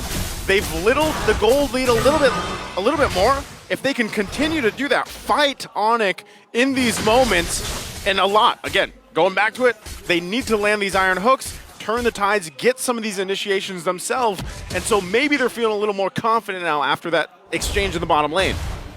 Well, I love how Keyboy left Boots as a sacrificial lamb there, to be honest. Because when he saw that the crossbow tank was inevitable, that Kosei would trigger it, he just left them and he went with the concealed play to go inside. Oh, what a nice hook. Great game sense coming out from Boxy the King, because once again they lock down a Boots. He's going to be able to flicker on out of there, but do they initiate on this penalty zone into 4? And once the crossbow tank is activated, Keyboy once again ditches him once more. Big ultimates down, Lord coming up at 2. Okay, the fact that Boots is not here for this Lord now, See You Soon can actually start this up. They just have to win the retry battle if they actually commit to it. Kyrie also going to be making his way, but right now, See You Soon doesn't want to risk it. They might just continue to farm up a little bit more. It isn't a huge, massive gold gap anymore with it, but still, Boots is now back up. They decide to go ahead and pull up the Lord. Well, speaking of positioning here, I think that Boots can flip everything around with a counter engage coming from the penalty zone. He will actually, I believe, take Boxy the King, and I would think that they will bait Boxy the King to hook one of their own and then counter engage with Boots. Well, here we go. Final slash is already out as and Kyrie still gets it. Penetrates into the Divine Judgment, but once again finding the kill onto MP the King, and Kusei runs, but CW says no more. Bennett's rage, and now Nibiru's passion. The man is just an empath, and they start walking underneath their turrets. Tier 2s under threat with the Lord walking behind their backs. Oh my god, Kyrie, what a perfect position, what a perfect timing. He just went in from down there, taking that Lord, and with that Lord, it's just a level 1 Lord, but yet it increases the gap of the gold once again. Okay, once again, Lord now making its way down the mid. See You Soon should be able to relatively defend against this. They are going to lose these shields here, but you can see both on the bottom and the top, Onyx making their moves. They want to get to knocking on the base of See You Soon. It is only that first Lord. Oh, conceal. Right now, still, things kind of settling into place. Onyx has garnered themselves once again a big lead against See You Soon currently. So with that, See You Soon, what do they want to watch out for? The initiations from Keyboy. Yes, he doesn't have the flicker right now.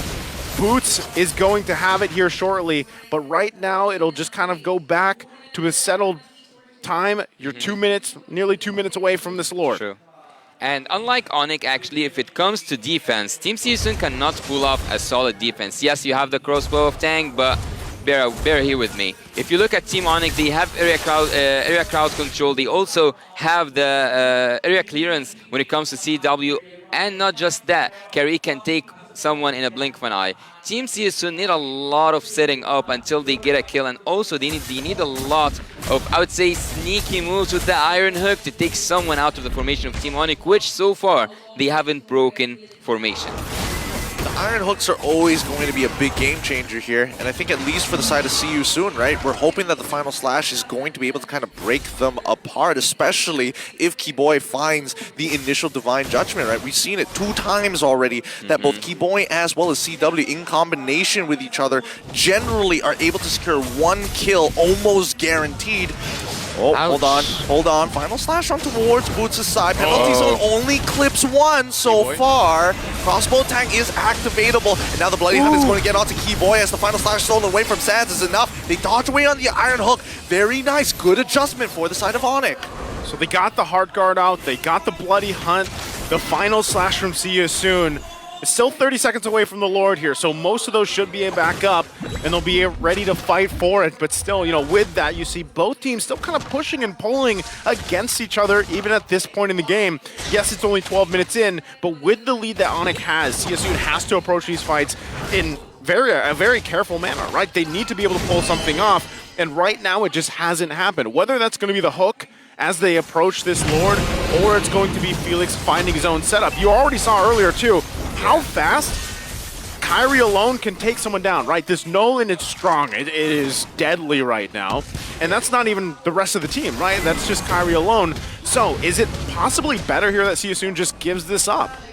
For me, this is just the Assassin's Master Kyrie kind of thing. He can go in and hit you with this reflexes, but looking at the Blade of Hypnosis that just came through for CW and knowing that he's holding his shotgun, I might just see one of those M3 moments. Iron Hook and into the penalty zone. Actually trying to get the early cancel out. Sounds managing with the Winter trying to get back out of there. They find the kill into Sorry and Phoenix. And now the Divine Judgment instantly a double for CW, finding another combination. It's going to be Kusei who's going to try to make something happen with the help of the hard guard.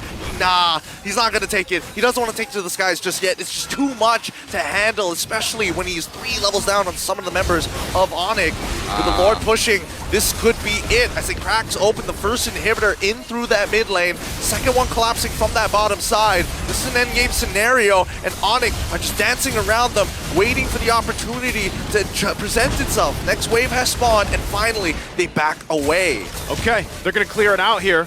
They hold on a little bit longer, but See You Soon, they are going to have nearly a fully exposed base here. Yeah, having the Enhanced Lord also being outnumbered was kind of an imaginary, as LaFell said, imaginary.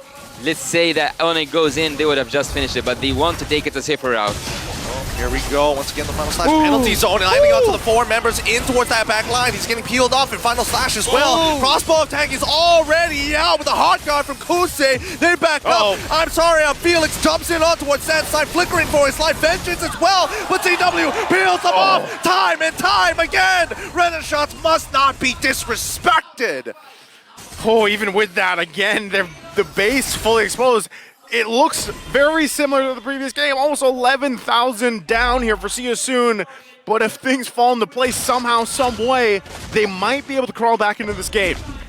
I really loved when Kyrie just dodged that Iron Hook. He did land an Iron Hook upon him, but he managed to find his way out and find his way through. 12.5k for the Beatrix, having almost 3k ahead. And when it comes to farm, 2 items down, 2 items behind for the 1-1. Yet, Kusei is dealing a really good amount of damage. He can take someone out, but the problem is for Kusei is whenever he finds a crossbow of tank opening, he only finds it on the front laners who are so tanky, and that's indicates to Boots, or I wouldn't say Keyboy, because when Keyboy sees Kusei, he's down for sure. But Boots is the only person that can be triggered upon the crossbow of tank.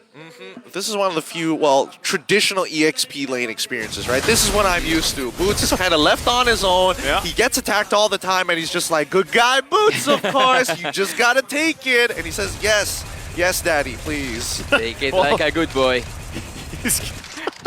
He's got the body of Smith for a reason, right? That's the Riz for you. So, you know, right now, that's kind of what he's got to do. He's got to just be the target for them. But, you know, with this kind of lead, it's very similar. Like I always say, when you have a gap this far behind, it's increasingly difficult for See You Soon to find favorable, you know, wins in some of these team fights and whatnot. But still, if there's an overstep from Onyx, they might be able to find it. If you land the hook on the right target that is, you know, given the situation, that could turn the tide of these fights. But, you know, really, who do you find? If Boxy is checking these things for himself, trying to find the right target, and if you don't land it, then you're down that Iron Hook, and all you have is the Flicker and Bloody Hunt combination. So you can see this. It's very difficult for them to even get range of this Lord. It's better they just give it up and get ready for a defense in the base. Yeah. Even though there was no vision whatsoever on Boxy the King and Team See You Soon on that top side, yet See You Soon went back. I believe that at some point he could have took Kyrie out and went for an engage, even though they are behind in gold, but yet they had the opportunity, they had the window. Will they regret it? This is the question, or that's the question for the upcoming seconds. The Enhanced Lord, second Enhanced Lord is marching from the mid lane, and Team See You Soon are not looking good. Yep, this is going to be a difficult high ground defense with their type of draft, right? Conceal being played, Keyboy's looking for an opportunity, finds the Arla and instantly getting chunked down to 50%. Final slash being sold by Solid, but now with the penalty zone, they're trying to look for an opportunity. Boxy flickers forward to get onto CW, allowing Felix to make a play. Kyrie, he's low, he's got to get out of there. He's got the immortality, but it's just not worth it. Sorry, I'm Felix finding the message, and at the end of the day, Kusei was able to free him with the help of the Heart Guard. They're going to make a second attempt here. Sans trying his best. Wasn't able to get the Terrified just yet, but Kyrie, he's a little low. He doesn't want to commit all the way, especially losing all his buffs. Iron Hawk lands, connects Keyboy, force the flicker out there, and now it's going to be his immortality gone. CW can only watch, Sans can only hover around, and the defense coming out from the side of See You Soon is clean. They make it for another minute or so for the next Lord to spawn. Gotta give it up for See You Soon, staying in the game 18 minutes in, despite the gap they have. They find something, they find a win in this. And this could be the start of something, turning this in favor of them. Again, as we get further in the game, these death timers are going to be a concern.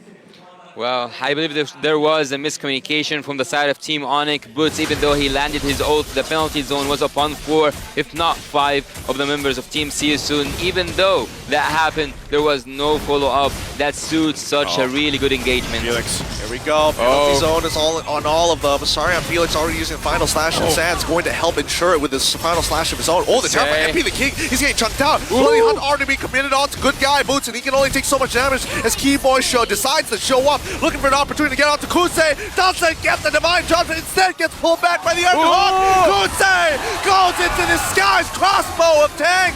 Winter trying to his best, but now he uses his own Wind of Nature. Kyrie comes back into the fight to finish it up.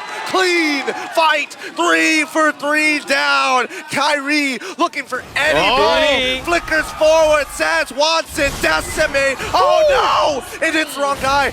Kyrie doesn't have enough energy to chunk down Boxy the King. Sans, he's going to hold on to that Decimate for just a little longer. They have enough time here. Still, Felix going to be up in just a second. Onyx, they might just make their way for the resources in the Lord.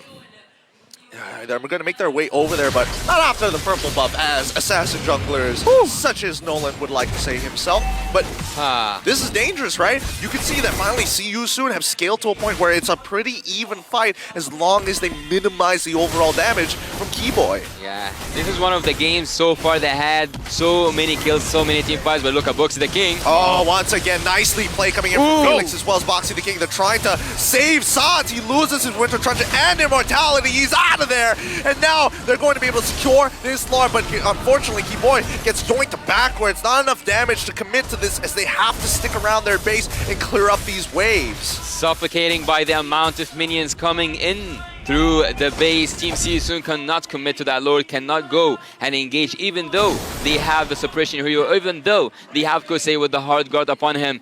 Even with all that said, Team Onyx are now in control. The Sky Kings are looking for a hunt.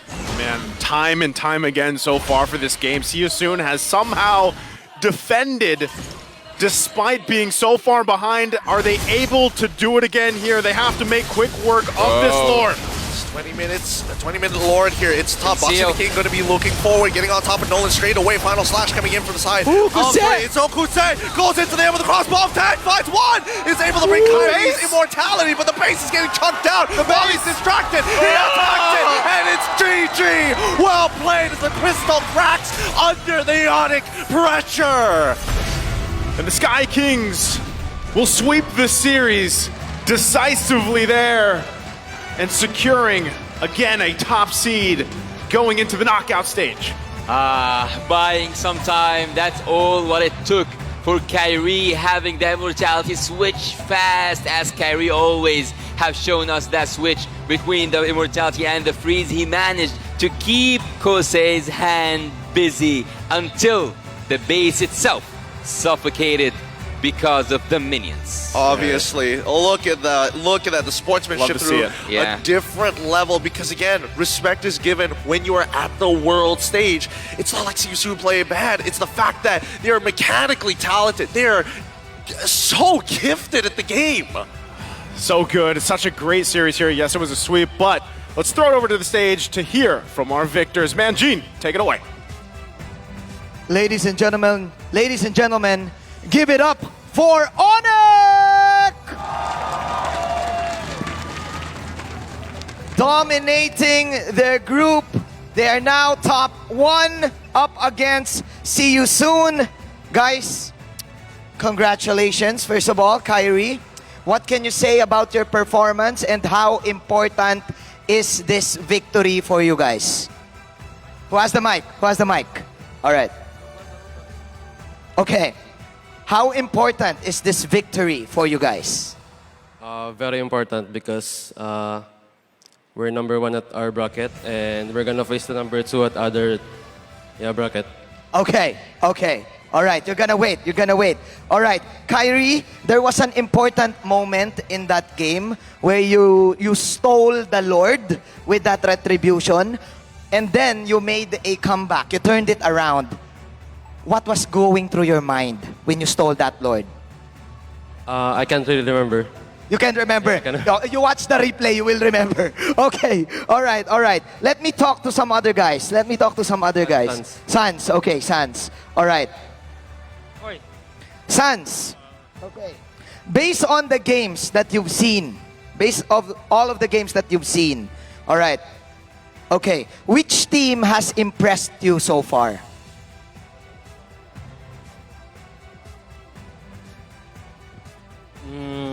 Belum ada sih. Belum ada. Soalnya masih menang terus. Okay, can anyone translate? Kyrie, you translate. Translate mo daw. Enggak ngerti. I think San said there is no team impress him. No team that impressed him. Okay. Sans 2023. All right. Sans 2023. No team. All right. Now that you guys are advancing in the knockout stage, all right. Since there's no team that you are impressed with, but who is the team that you're looking forward to face? How about Keyboy? Sorry? Keyboy, who is the team that you want to face in the knockout stage? Yes. I think of course Bren. AP Bren. Okay. AP Bren. All right. I won't take this any longer. I know that you want to rest. Congratulations for being at the top of your group. Kyrie, do you have any message to your fans? It's fine. You can speak in Indonesian. You can speak in Tagalog. It's up to you. I think Okay. Boots want to say something. Okay, Boots. Okay, Boots. There you go. Message to your fans. Thank you for Sonic who always supporting us. I hope we can give our best in this M series. Thank you. All right. That's all. Ladies and gentlemen, once again, give it up for Onyx! You can now go to your rooms. Congratulations once again. All right. Onyx is still at top. Let's now pass it back to our shoutcasters to wrap this up.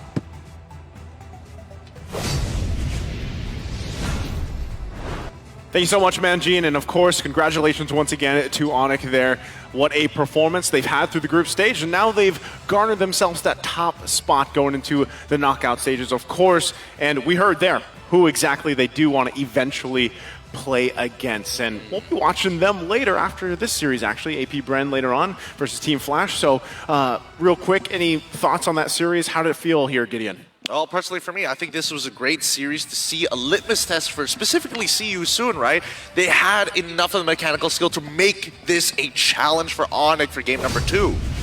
Well, speaking of challenges, let's see who was the MVP of the game. Once again, it's Sans clearing up the sky, and as expected from the Sky Kings themselves, they aim for the skies, they want AB Bren. Sans here looking at the statistics, KDA with 808 and also having kill participation 81. In the previous game was 81, this one is 80%. And I would say that he's once again aiming for that magical penetration that he applies, even though right now we all know that if Novaria, not Novaria, I'm just mistaken between the previous game and this one. But anyways, let's get back to the highlights here. Sans, and this moment actually what made Onyx kind of, I would say, in the lead, in the driver's seat since minute 1. They were able, with Sans here, knowing that the missed sniper shot from CW was committed by, oh my god.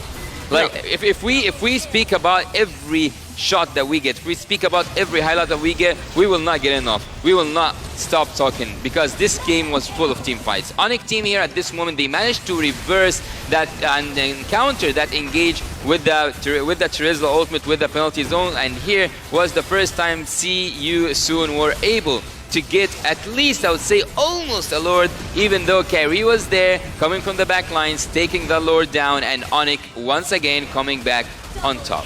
Yeah, there would be some moments here, again, as we look at these highlights, is, you know, especially the fact that you have a Heart Guard, you have Kosei with the way the crossbow of Tang.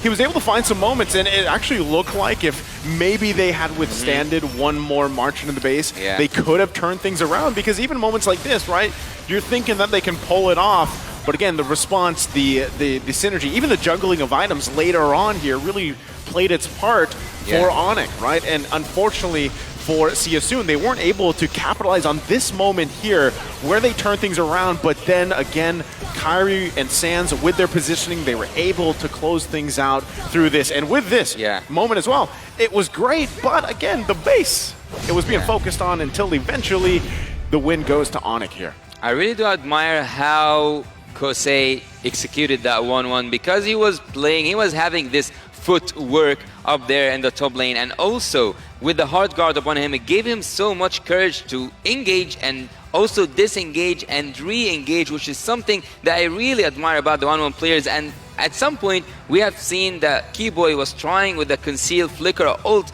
to drag him down, but he knew that this was coming, and he didn't just knew, he took advantage of that, and this was the one time that he was able to trigger his crossbow of Tang upon the Kaja, and then all the disasters were happening for Team Onyx. But let's go here and look at the statistics and look at the board. We will see that at some point, again, CW gives away his boots to go with full damage and with full damage only. And by just saying that, looking at the purple buff and the orange buff, the Team Siasoon were prevented from taking any buffs after the early game stage, 17-5 in terms of purple and 15-5. And of course, we have right now 4 different players taking everything, but yet they are all from Team Onyx. Kyrie with the gold per minute, as you said earlier on, Naisu, they know how to farm up because, and I pointed because of the experience. The carry was Sans once again having the most damage dealt, the sandbag Boots, and Boots was taking a lot of hits, but yet,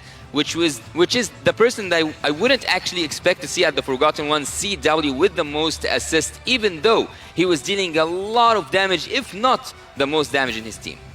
Yeah, you know, it's funny that you say that because, yeah, it's weird to say he was the Forgotten One, right? But ultimately, he just had, in a way, a gold lane experience. He was able to just pull things off. He provided a lot of damage, but a lot of the cleanup, right? The kills capitalized there was either from Sans, Kyrie, and the rest falling into place for them. So, you know, when you look at even that scoreboard earlier, you see how dominant the Nolan can be in a certain, you know, player's hands like this, how they just eat up your entire resources in jungle.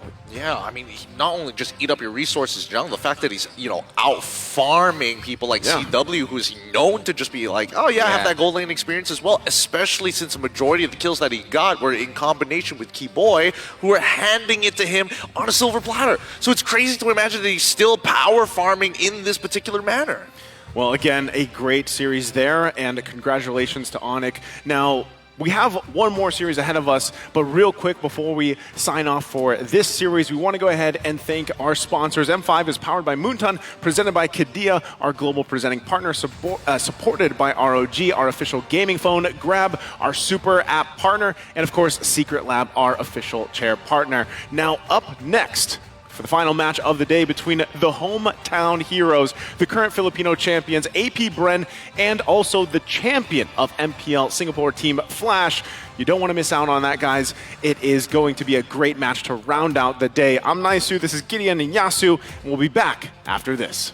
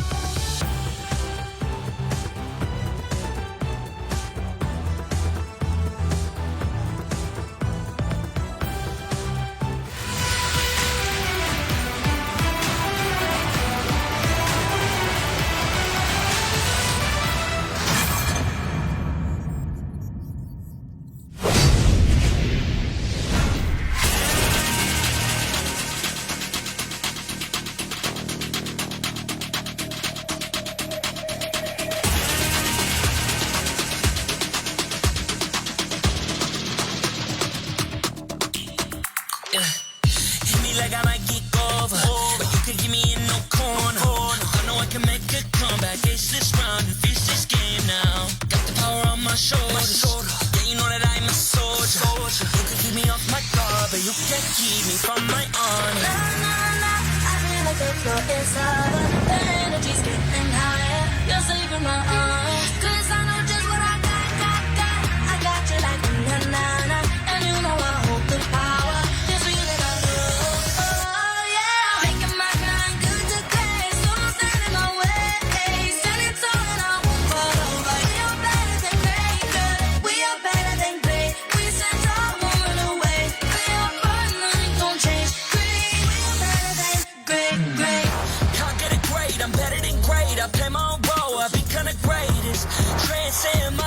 Into this game, yeah. I feel the power to dominate fate. Championship mind, no time for the weak. What's up to the game? Shine, reveal. Better than great, that's how we feel. I feel like the floor is over, the energy's getting higher. You're saving my arms, 'cause I know just what I got.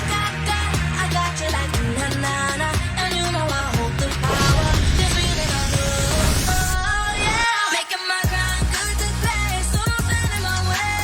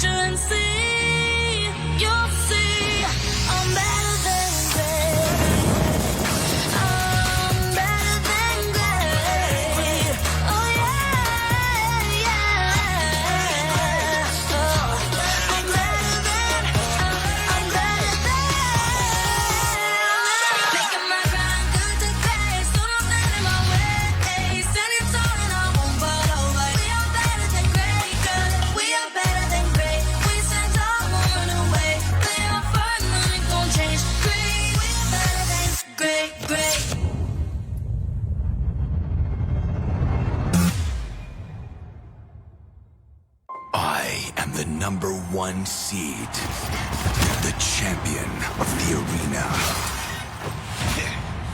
The fans adore me because I've never lost. Yet you are afraid that you will lose everything.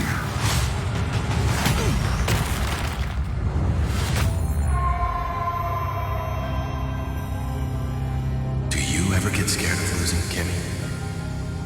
Well, big bro, I think we should cherish the joy and excitement of each game. Not who won or lost. That's right. I'll strive for victory, but I won't lose myself in its pursuit.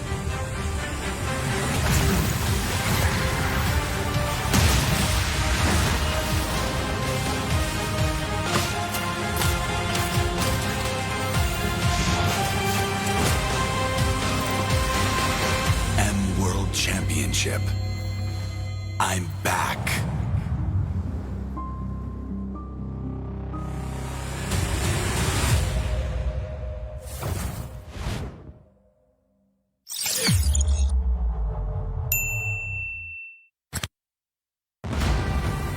We are here at Gamers 8 to show that we are walking the walk. We have had amazing reactions, major IP owners, and a lot of potential partners and stakeholders coming in here and taking a peek. Gidea's cube over here has been the nexus of this zone. What I saw from the outside is very mysterious. You want to know what's happening inside. Felt like, you know, this is an MMORPG, but R is not role-playing, it's real world.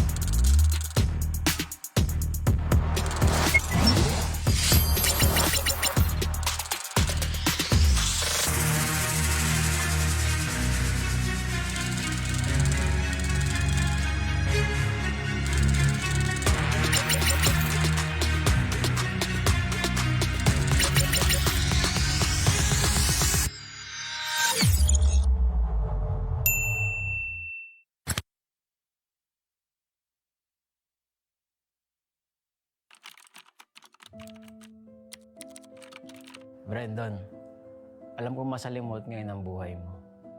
Kung kailan ka nabigyan ng break as a head coach sa pro scene ng Mobile Legends, doon ka pa nagkaroon ng malubhang sakit.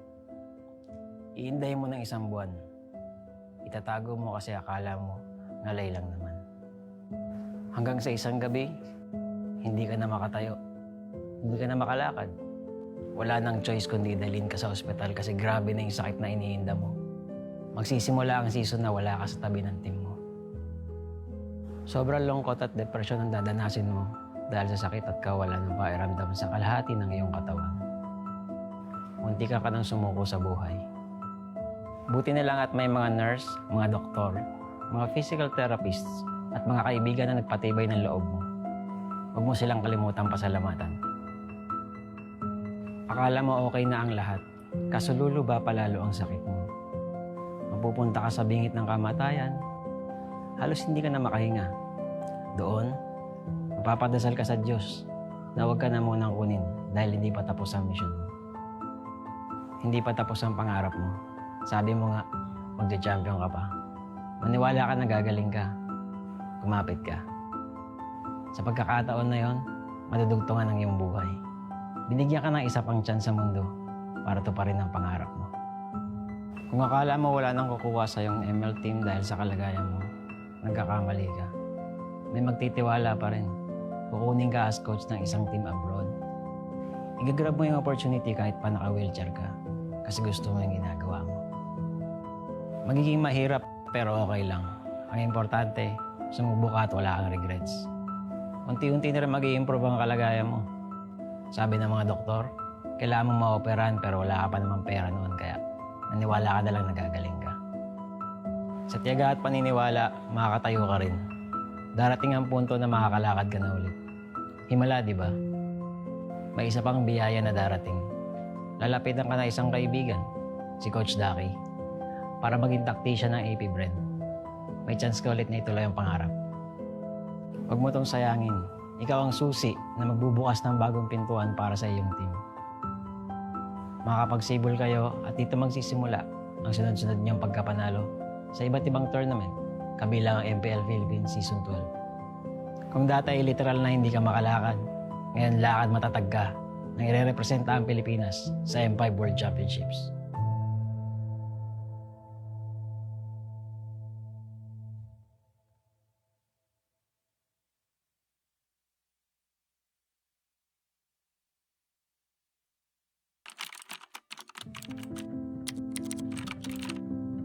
David, nakakatuwa manood ng MPL, no? Nakikita mo yung mga idol mo. Yung iba dyan, magiging kakampi mo. Maglaro ka lang na maglaro, tapos magpataas ka ng rank at stars. Sa sobrang loko mo, darating pa nga yung 24 hours na nag-live ka ng ML para magpapansin. Dahil sa kasipagan mong yun, may chance ka pang nakasali ka sa Bren. Sobrang saya ng magiging run mo kasi magcha-champion ka na sa MPL tapos makakasali ka pa sa M2 World Championship. Nakaka-pressure pa yan kasi rookie ka pa lang tapos mag-worlds ka na.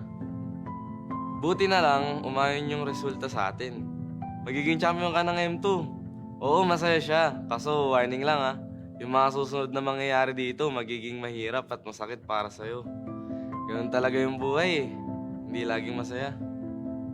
Minsan, kapag nasa tuktok ka at hindi mo alam kung paano harapin ang tagumpay, sasagadsad ka pababa, tatamarin ka, makikinig sa maling sinasabi ng iba. At ang uli, magmamahal ka ng taong lolokohin ka lang pala. Sa mga panahong yun, mapatingin ka na lang sa salamin at parang hindi mo nakilala yung sarili mo. Magiging madilim yung mga susunod na kabanata ng buhay mo. Pero David, dito ka matututo. Oh, baka gusto mo laktawan tong part na to ha? Hindi pwede, kasi mahalagang pagdaanan mo to. Okay lang matakot, gawin mo pa rin. Magta-top 8 kayo sa MPL, talo, laglag. Hindi lang isa, 2 beses pa. Dahil dito, mapaisip ka kung kaya mo pa ba, kung para sa'yo pa ba yung ML, ngayon ka dapat hindi tumigil. Kailangan mong ituloy at patunayan sa sarili mo na kaya mo, kahit sa mga oras na wala ka ng ganang gumalaw.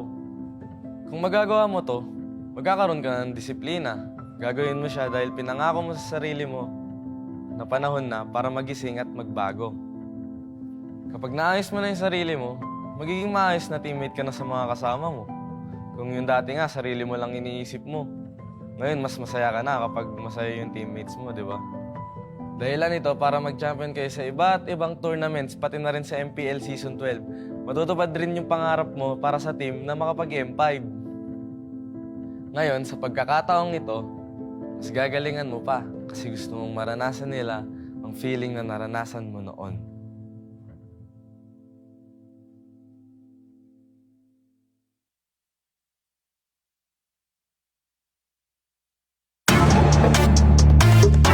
We're better than great. We're better than great. We're better than great. Nanditong mga bida, the kings and queen of MOBA, kasamang kabugera at 7,000 isla. Nagsisimula pa lang tayo. Look at your face, so kabado. Dito sa aming teritoryo, can get this ground sa amin ito. Ang laban na to ang magiging binhi. Di na papayag masakop muli. Lahat ng daraanan namin ay mahawi. Alab ng puso'y di mapapawi. Sanay sa ating maandugong palaban. Babangon, babawi kahit sugatan. Sinag ng araw, 3 bituin. Pilipinong may giting nagniningning. Sanay sa ating maandugong palaban. Babangon, babawi kahit sugatan. Sinag ng araw, 3 bituin. Pilipinong may giting nagniningning. Dami mo daw sinasabi pero ba't na yung di ka mapakali? Panay lang ang kamot sa anit at kahit alam mo na di naman tumakate. Dugo pati laway at pawis tumulo, akala mo ba lahat tumadali? Hindi nagmamadali, akyatin ng hagdan na talagang matare. Ganyan talaga ang mga batang Pinas, talagang malakas kahit anong meta. Wala kang ligtas, talagang matigas na parang daliri ng mga kalaban. Sa gitna ng laban, shooters namin talagang savage. Di papaawa sa aming lupang sinilangan. Ang dami ng binilangan, ng 1, 2, 3, handa na ba kayo? Ito na pang-apat. Kaya dami na naman iyakin kahit dadaanin pa sa mga tipi-tipi-tipikal. Paano kami hahabulin? Marami itong gasolina, lalamunin ang lahat ng dipital. Sanay sa ating maandugong palaban. Babangon, babawi kahit sugatan. Sinag ng araw, 3 bituin. Pilipinong may giting nagniningning. Sanay sa ating maandugong palaban. Babangon, babawi kahit sugatan. Sinag ng araw, 3 bituin. Pilipinong may giting nagniningning. Ang maong away ang sinugdanan. Di mo sugot madakpan pagbalik. Tanang agian kay diretso mapalit. Ang init sa dughan kay dili mawakli. Sanay sa ating maandugong palaban. Babangon, babawi kahit sugatan. Sinag ng araw, 3 bituin. Pilipinong may giting nagniningning. Sanay sa ating maandugong palaban. Babangon, babawi kahit sugatan. Sinag ng araw, 3 bituin. Pilipinong may giting nagniningning.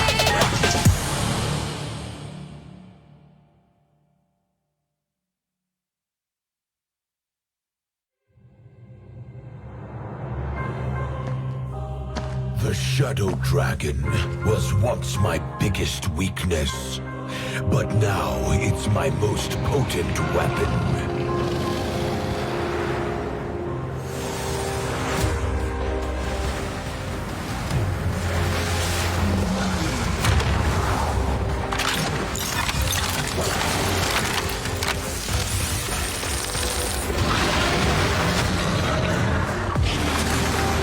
Cosmic Dragon, rise and soar!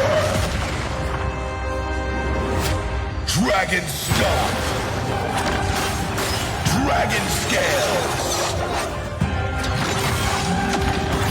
Dragon Rush! Rise beyond greatness and seize your own destiny.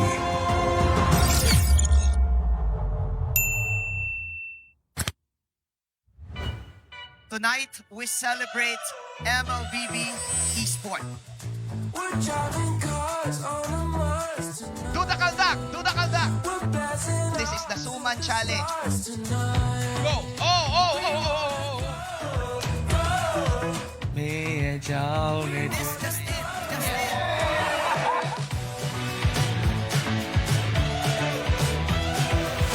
Welcome to M5 Gala!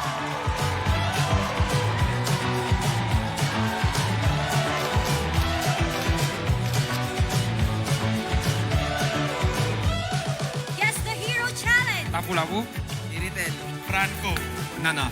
Nana! Go! Best dressed team! Best dressed Super Marco!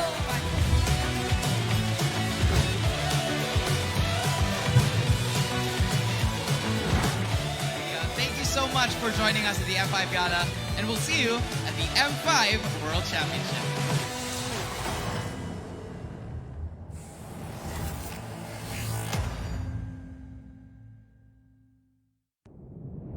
Have you ever wondered what is our identity? Our identity isn't limited to just esport players. Our style. Sweat. Our passion. And vibe. Feel our energy. When we dominate the stage,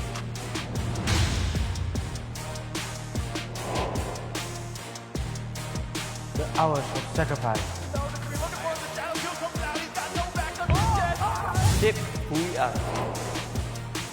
So, what is our identity? We are legendary.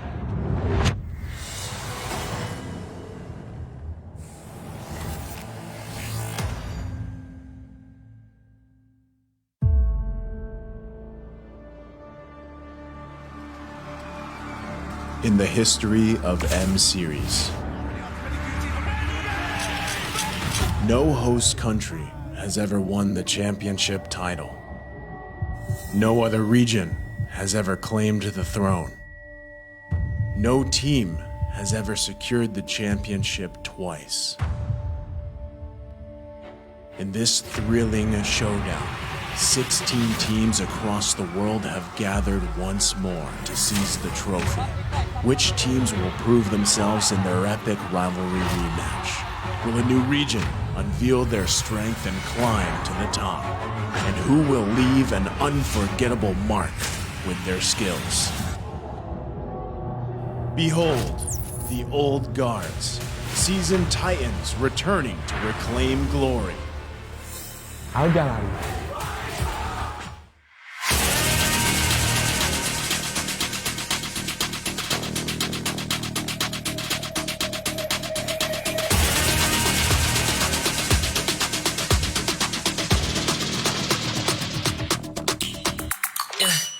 Hit me like I might geek over, but you can give me in no corner. I know I can make a comeback, ace this round and finish this game now. Got the power on my shoulders, yeah, you know that I'm a soldier. You can keep me off my guard, but you can't keep me from my honor. I feel like the floor is over, the energy's getting higher. You're saving my arm, 'cause I know just what I got.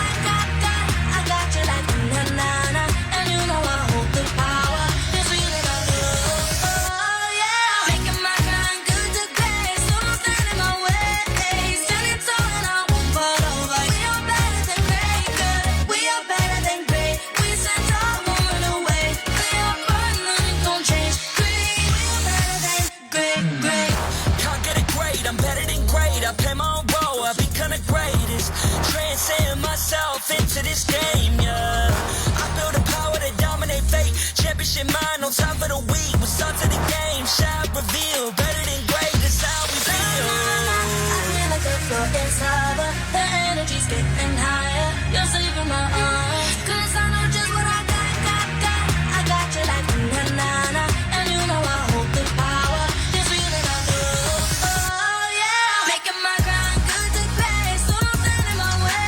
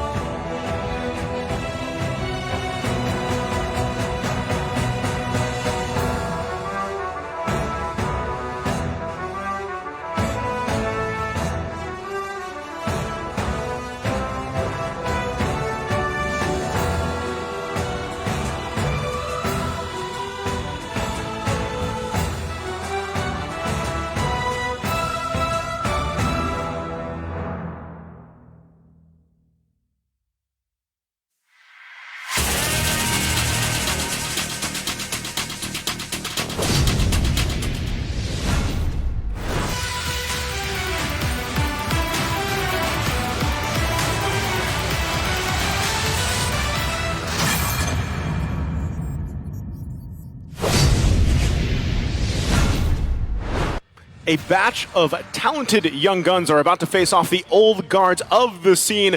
Welcome back, everybody, to the Mobile Legends Bang Bang M5 World Championship Group Stage. We're here for the last series. It's me, Naisu. I'm joined here alongside Mirko, Yasu, and we'll be your casters to bring you the final best of three between the Filipino champions, AP Bren, and Singapore's best, Team Flash. Guys, how we feeling? Mirko? Feeling great, especially after seeing Onyx take the dub earlier, man. It's definitely gone and given me a bit more energy to cast for this final match. Well, for me, I feel better than great. Oh, he's got a one-up, man. I was going to say, that works too. But before that, of course, we have to thank our sponsors. The M5 World Championship is powered by Moonton, presented by Qiddiya, supported by ROG, the official gaming phone, Grab, the official super app partner, and of course, Secret Lab, our official chair partner. Thank you guys so much to our lovely sponsors. M5 would not be possible without your support. And Mirko, there's more out there for everybody else. There's so much more content for you guys on TikTok, and you guys can find the best M5 content on TikTok. Just search hashtag MLBB M5, and also remember to use the hashtag to just also share your content, not just watch the content, because you guys can stand a chance to win a lot of crazy, amazing rewards. And with that being said, we have to talk about now the matchup here, the last one to round out day number 5. We've seen so much already today alone. We know what's at stake here as teams are falling into place and also falling out, right? But right now it's the young gods versus the old guards. Now specifically, several M-Series rookies and veterans here are about to face off in this series.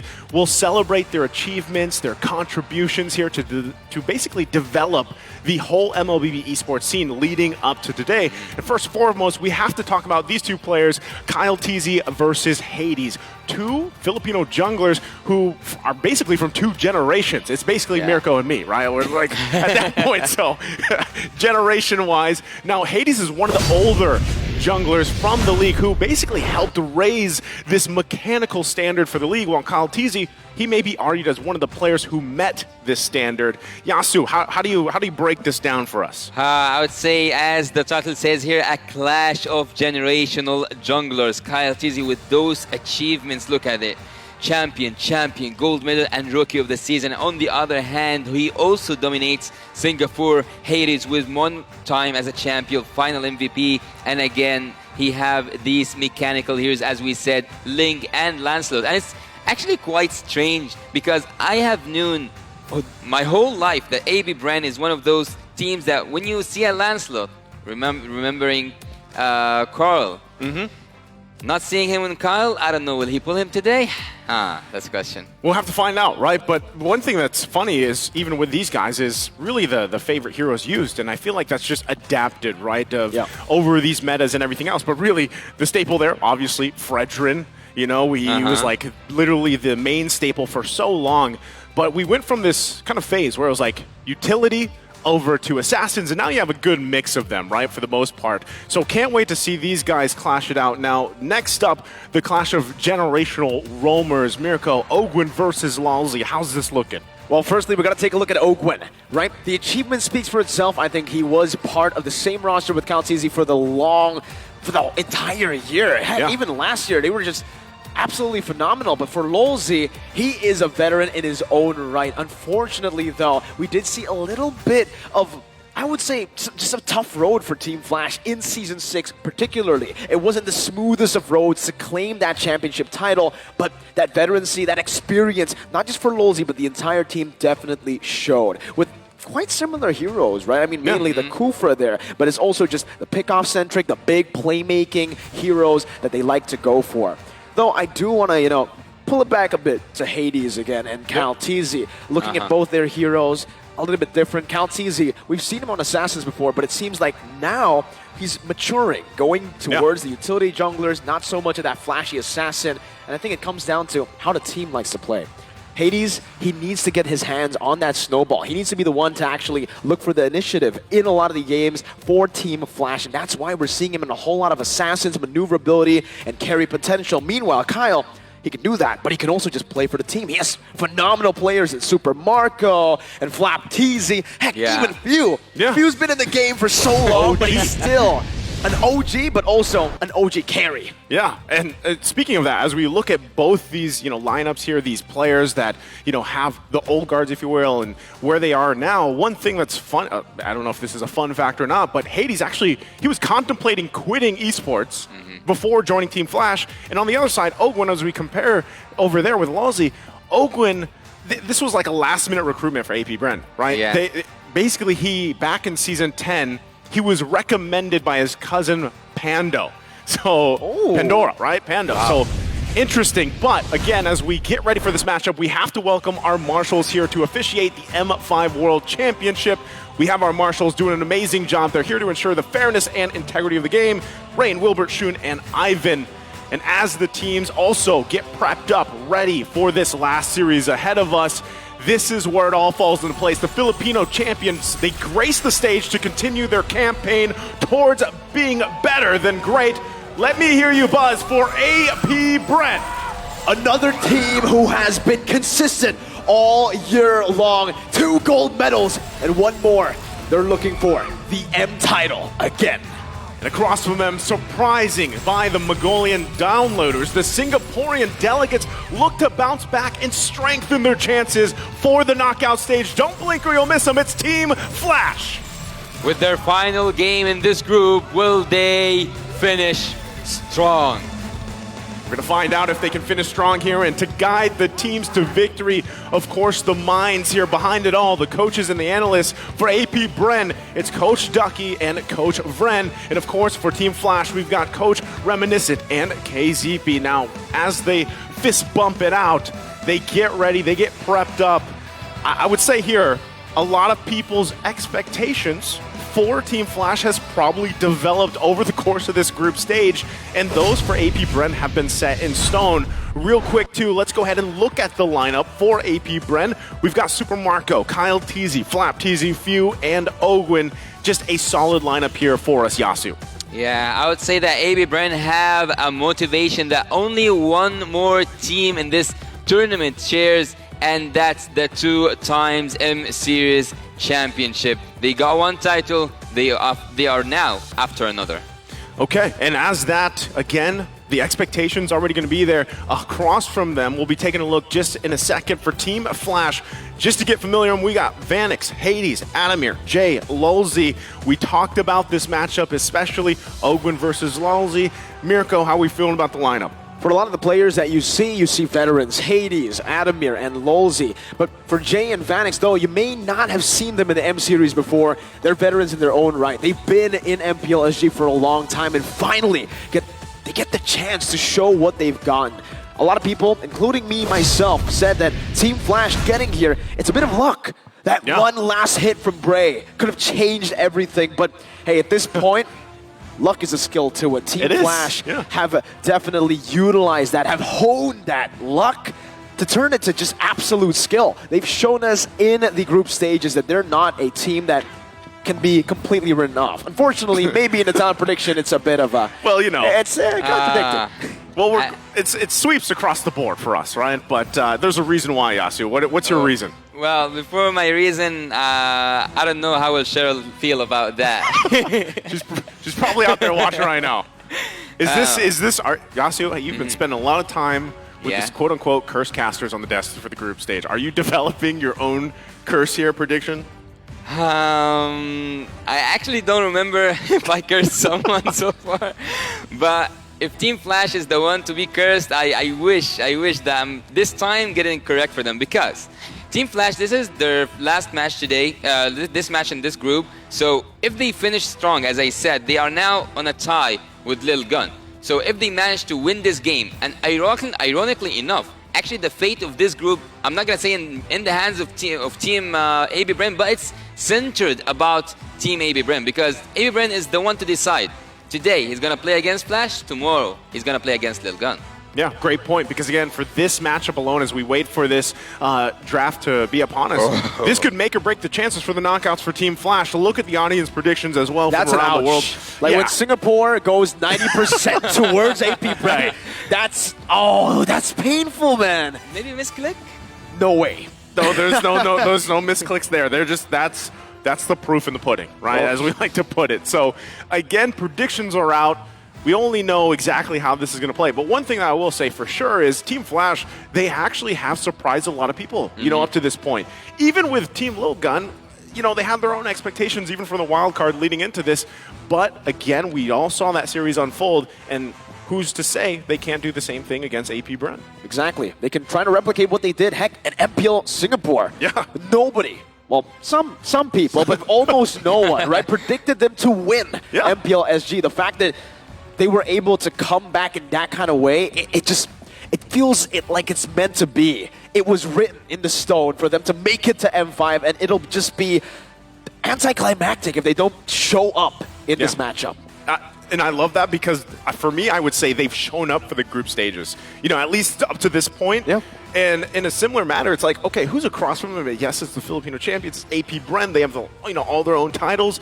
But this is a great moment for Team Flash to actually come out swinging and maybe prove a point here. Maybe prove some downers. You're again referencing the predictions. Prove some of the downers here. Yeah, speaking of titles, I would actually also point out Coach Ducky. Coach Ducky here, he also have a title with Team AB Bren, so he's also looking for another one. And I don't know if this information is correct or not, but is he the coach, the one coach with 2 titles as M-Series? M-Series? Yeah. M-Series, well, technically, on paper, I'm not too sure if M1 counts. But M2 definitely, M2 right? definitely, yeah. Well, he's a Hall of Legends, so he's got that going for him. We're going to jump into the draft here, game number 1. We've got Team Flash on the blue, AP Bren on the red. We'll see how this all plays out, but similarly, look at the bans coming through. We've talked a lot today alone about the Phoveus. Fairness is being taken out. They don't want to deal with these long team fights. And also, on the other side, there's Juan and Bruno. Okay, so Team Flash, they banned the Nolan themselves. I was about to say that they will take the Nolan, but we have seen earlier on today when Nolan was used and Phoveus was banned from team, if I'm not mistaken, was Onyx. The other team, the opponent team, can you guys remember? Because I'm bad with See you soon? See you soon? Yeah, see you soon. See you soon, they got the best use out of it because they had a lot of mobility heroes. Speaking of Arlott, also speaking of 1-1. But in this game, I don't know where actually the draft is going because you banned the Phoveus, you didn't set up for a Nolan. What are you cooking, Flash? I mean, I think one of those picks could be the 1-1. That's why they banned. Once AP Bren banned it out, they're just going to go straight for the Nolan. They're like, all right, they're on to us. We do not want to pick a Nolan here. It's a bit too one-dimensional. It's good for a carry jungler like Hades, but without the proper support, without the proper setup, it's not really that independent jungler that you would want to have on Hades. Not only that, but, you know, looking at this, we're going to wait for the first pick here for Team Flash. Yasu, real quick, who do you think it's going to be? I know you like to play this little mini game yourself. No, I'm not the one who's asking questions. Okay, the Green Bay, but I'm going to try for AB Brand though, right? I would say a Valentina can do the trick, and I don't know, I think that Kaja as well. All right, Anovaria, but I think it's too early for Anovaria and Arlott. All right, this works. Again, you know, picks here. Novaria has been proven a point for the most part throughout the group stage. Yeah. The vision, the utility, and the poke potential is just, it's too tough to deal with for a lot of teams. You saw Sans. Yeah, we saw Sans, you know, get the MVP on that. Twice. But twice. And then you pair it up with an Arlott. And I will say, you know, for Arlott in general, the playmaking potential is out of this world for this hero. And, you know, you can only imagine so much how that can work. But I like the fact that Team Flash did first pick up the Guinevere. Now, are they able to actually utilize this pick? Because, yes, we saw it in the hands of Kyrie recently. Worked really well in the jungle, right? But also we've seen other teams kind of falter with it, even if they pick it up first here, Yasu. All right, but as I said earlier on, we have seen Phoveus being banned by Team Onyx, and Team Season got the advantage of it by using the mobility here. So far, I'm not seeing a lot of mobility from Team Flash that can the players can be afraid from having the Phoveus. But having that said, should we be worried about Adamir's Khalid?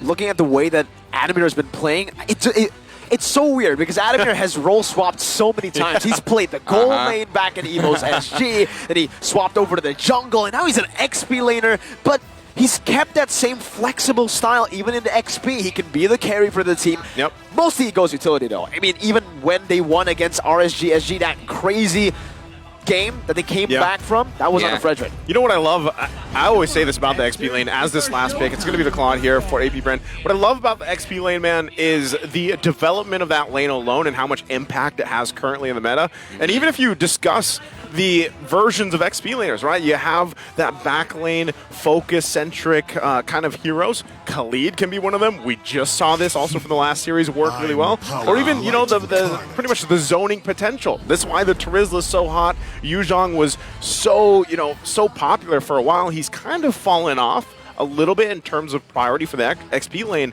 but I like the dynamic we have currently. All right. From Team Flash right now, after having the Khalid, I would say that the question of is he gonna be, where's the XP lane? Yeah, you have the Khalid. But for Team AB Bren, it's not settled yet because you have an Arlet, and Arlet can go for the roaming duties. And with that being said, having an Arlet here actually helps with the penalty zone that you just mentioned. You mentioned like the Terizla earlier on, Naisu, and I think that having a penalty zone ultimate here for AB Bren can actually be a disaster for Team Flash. And seeing that also the Diggy is banned, I don't know why not just stack up crowd control. Maybe at Terizla I'm calling it out with you, and maybe also I would expect AB Bren to go for a Fredrin. I'm even looking at the Minotaur right now, man. You know, if one of the teams want to go with that, again with their, you got to banned out. You got it, right? Because even the Diggy was banned out here, so they kind of want to narrow some of these options. And once again, referencing what we saw from the roamers alone, we know that both of them might even like to play, you know, the Kufra, for example. So really set up to potential could work either way. But, you know, I wouldn't leave it up to just, if AP Bren actually wanted to park an Arlot in the roam, we've actually, that's happened before. So who's to say it is for sure going to go in the XP lane right now? Well, would you think with me right now that Team Flash or Team AB Bren should be afraid of Lolzy's Cho? I think usually I would have to agree, but the fact that they already have a Claude and Arlet as well, some of these great heroes, to deny any sort of full lockdown, you know, going for the Purify and the Claude would already kind of force you to not go Cho, already deny the Cho way. So I think for Flash, it would actually be scary for Flash if Lolzy picked up the Cho. It's countered already. Yeah. Well, there's the answer. And now, as I mentioned, right, this is a roam, a hero that Oakland likes to go with. And it's funny, too, because you know the confidence of Oakland. I don't know if you guys caught the tier listing of roamers previously. Yeah. You know, so he doesn't want to overrate himself. He doesn't want to overrate himself. But you got to be honest, Ogwin is up there with some of the best right now currently. Interesting. Here's that Team Flash flavor. I love it. Look, I love it. At this moment, exact moment, no Purify is enough whatsoever, Super Marco. Who was it backstage that said Tigreal and Louis Yi? There was someone at some point that said this. I don't know if it was, maybe it was Wolf LaFell, I don't know. But it was one of the analysts out there. One of the dudes. One of the guys. One of the guys backstage. I just remember Mr. Mao. Mr. Mao. I had breakfast with him the day I landed. No, the day I landed in the Philippines with Zia and with Zia. And, with Zia as well. And Pika. But we were talking about this. They were like, yo, Loyi can work. We're really waiting to maybe pull off a Loyi, maybe? I don't know. But then we had a full conversation of like, why it won't work. And why won't it work? No. And now we're seeing it for Team Flash. So, hey. So he's probably... Wherever so Mr. Mao is like, yo, I'm happy. I told you, Zia. That's what Mr. Mao is saying. I can guarantee you. Dude, just think about it. No, I got to do it this way. Imagine the 5-man implosion. What does Brody does?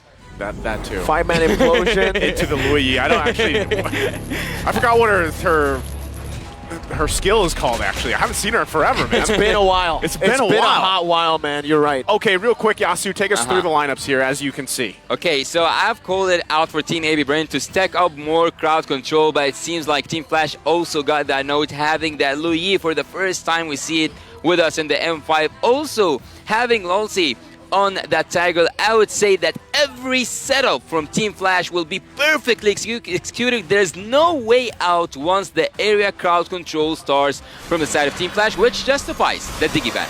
Well, we're going to find out here as we load up into the Land of Dawn. It's the Filipino champions versus the Singaporean champions as they head into game number 1 here in the last best of 3 for day number 5 in the M5 group stage. Both teams getting set up here in the rotation. We'll really have to see, Yasu, how everything you broke down there falls into place with these early setups, these early rotations, with this interesting, as I would say, lineup, especially from Team Flash. Well, Ogwin for sure will be a pain for Team Flash because there's no mobility whatsoever that can move around there. Jay, in the early game damage, he can burst old baby Brain down, and not just that, the engage is happening after using the ulti of the Liu Yi, repositioning, and look at Flap, he's just losing a lot of HP, and that's what we got used to see with Ademir and with Khalid being on the damage. Chain CC, a knockup, and another. From the Tyrant and a solo kill down below. Ademir survives with 1 HP. So to answer your question, yeah, he's pretty lethal on the Khalid. He solo killed Flap. Yeah, that was not what I was expecting, you know, under the 2-minute mark from Team Flash, but that is a great start to them. And the fact that you get the XP lane, where we were talking about this difference between the XP laners, how they kind of have this impact on the game. That's a great start in the hands of Ademir, and how he'll be able to actually be this impactful role early on into that first turtle. Well, breaking down the draft even more, I cannot help but to wonder what will happen when we see the next turtle. What will happen in the objectives generally and the neutral objectives especially, because having that heavy spin, also having Hades on the Guinevere will make both these junglers immune when it comes to taking that retribution down. Let's see together what's going to happen. In the bot lane, everything now is settled because Ademir has drawn the line for Flap easy. Okay, a lot of these waiting for that level 4 available. Turtle's now going to spawn. Positioning too. Hold on, mid lane, Lolzy should be fine, but he's going to be quite low. So he's probably got to go ahead, clear this up, get back. Might have to fight this out still for the Turtle. Both teams kind of getting in position. It's probably going to go for a reset. You can see as well, Lolzy making his way back. But right now, AP Bren wants to kind of take their time here. Everybody pretty much has that level 4 except Ogwin, but he's going to jump in. Not sure if they want to follow up just yet. It is going to be Hades that he pushes back, though. He wants to have... It's final slash onto Hades. Spatial migration, Flap TZ. Another sacrifice. Kyle should be able to secure it. Few is the one who does. Kyle TZ, an uncharacteristic miss, but it was forced out of him by Hades. Blinded by the colors, Flap TZ goes down once again. Repositioning right now. Lolzy was missed in that team fight, and also not to mention that Hades was prevented from moving and using his mobility once Ogwin jumped on him. I'm actually really curious how, you know, they're going to play around, because if you think about it, using the diversion from Liu Yi, if you can actually find the right placements for that and actually divert, then that can play a huge role in the later portions of the game, right? I mean, especially with the way that the bushes work here, and you won't necessarily be able to spot some of these setups out. Ogwin. That could work in favor, and I think that's once again why also Ogwin, integral part here on this Kufra. He's going to have to find the setups himself, but really that damage potential from Liu Yi alone, paired up with the implosion setups, is what I feel like AP Brent has to be most cautious of. Not only that, but the fact that you have like kind of this layered opportunity, right? Whether it's Ademir, whether it's the spatial migration from Hades, there's so many things that they also have to be concerned about, whereas they're trying to build up time, especially here in the hands of Super Marco. We've seen him pick up this Claude. How's the items looking real quick, though? I'll speak of the items right now in a bit, but let me just say that Team A should also be concerned of the late game groupings and also the early game groupings, because this is the moments that Jay will shine the most. And speaking of that, the defense should be quite easy for Team Flash because everyone will be just stacked up when it comes to defense against Team Flash. Not just that, having the Beatrix will change a lot. This is a transition here. And speaking of the items, real quick, it looks really good for Super Marco. Everything is safe so far, I would say. So the Demon Hunter Sword is coming, but I think he's gonna go out. Good read by Marco. Wow, pops in that BMI in the back just for safety. And Team Flash, they'll punish by going for the turret now. It's going to be traded, exchanged with a little bit of a neutral objective take in the bottom side of the map by AP Brent. Turret for neutral objective Turtle. Who's it worth for? Yeah, who's that worth for, Yasu, here with that trade? Look, I would. Oh, did someone transfer? I saw Adamir flashes into that bush. But anyways, I would actually choose the turret in any day of my life because it's a turret under 5 minutes, and he got all the gold of that turret. So Vanix right now can switch lanes and can go to the bot lane, having all his team assets being served towards him so that he goes and takes one more turret. So now the mission is more easy for Flash, so I wouldn't prefer that turtle. Okay, well, right now AP Bren holding 2.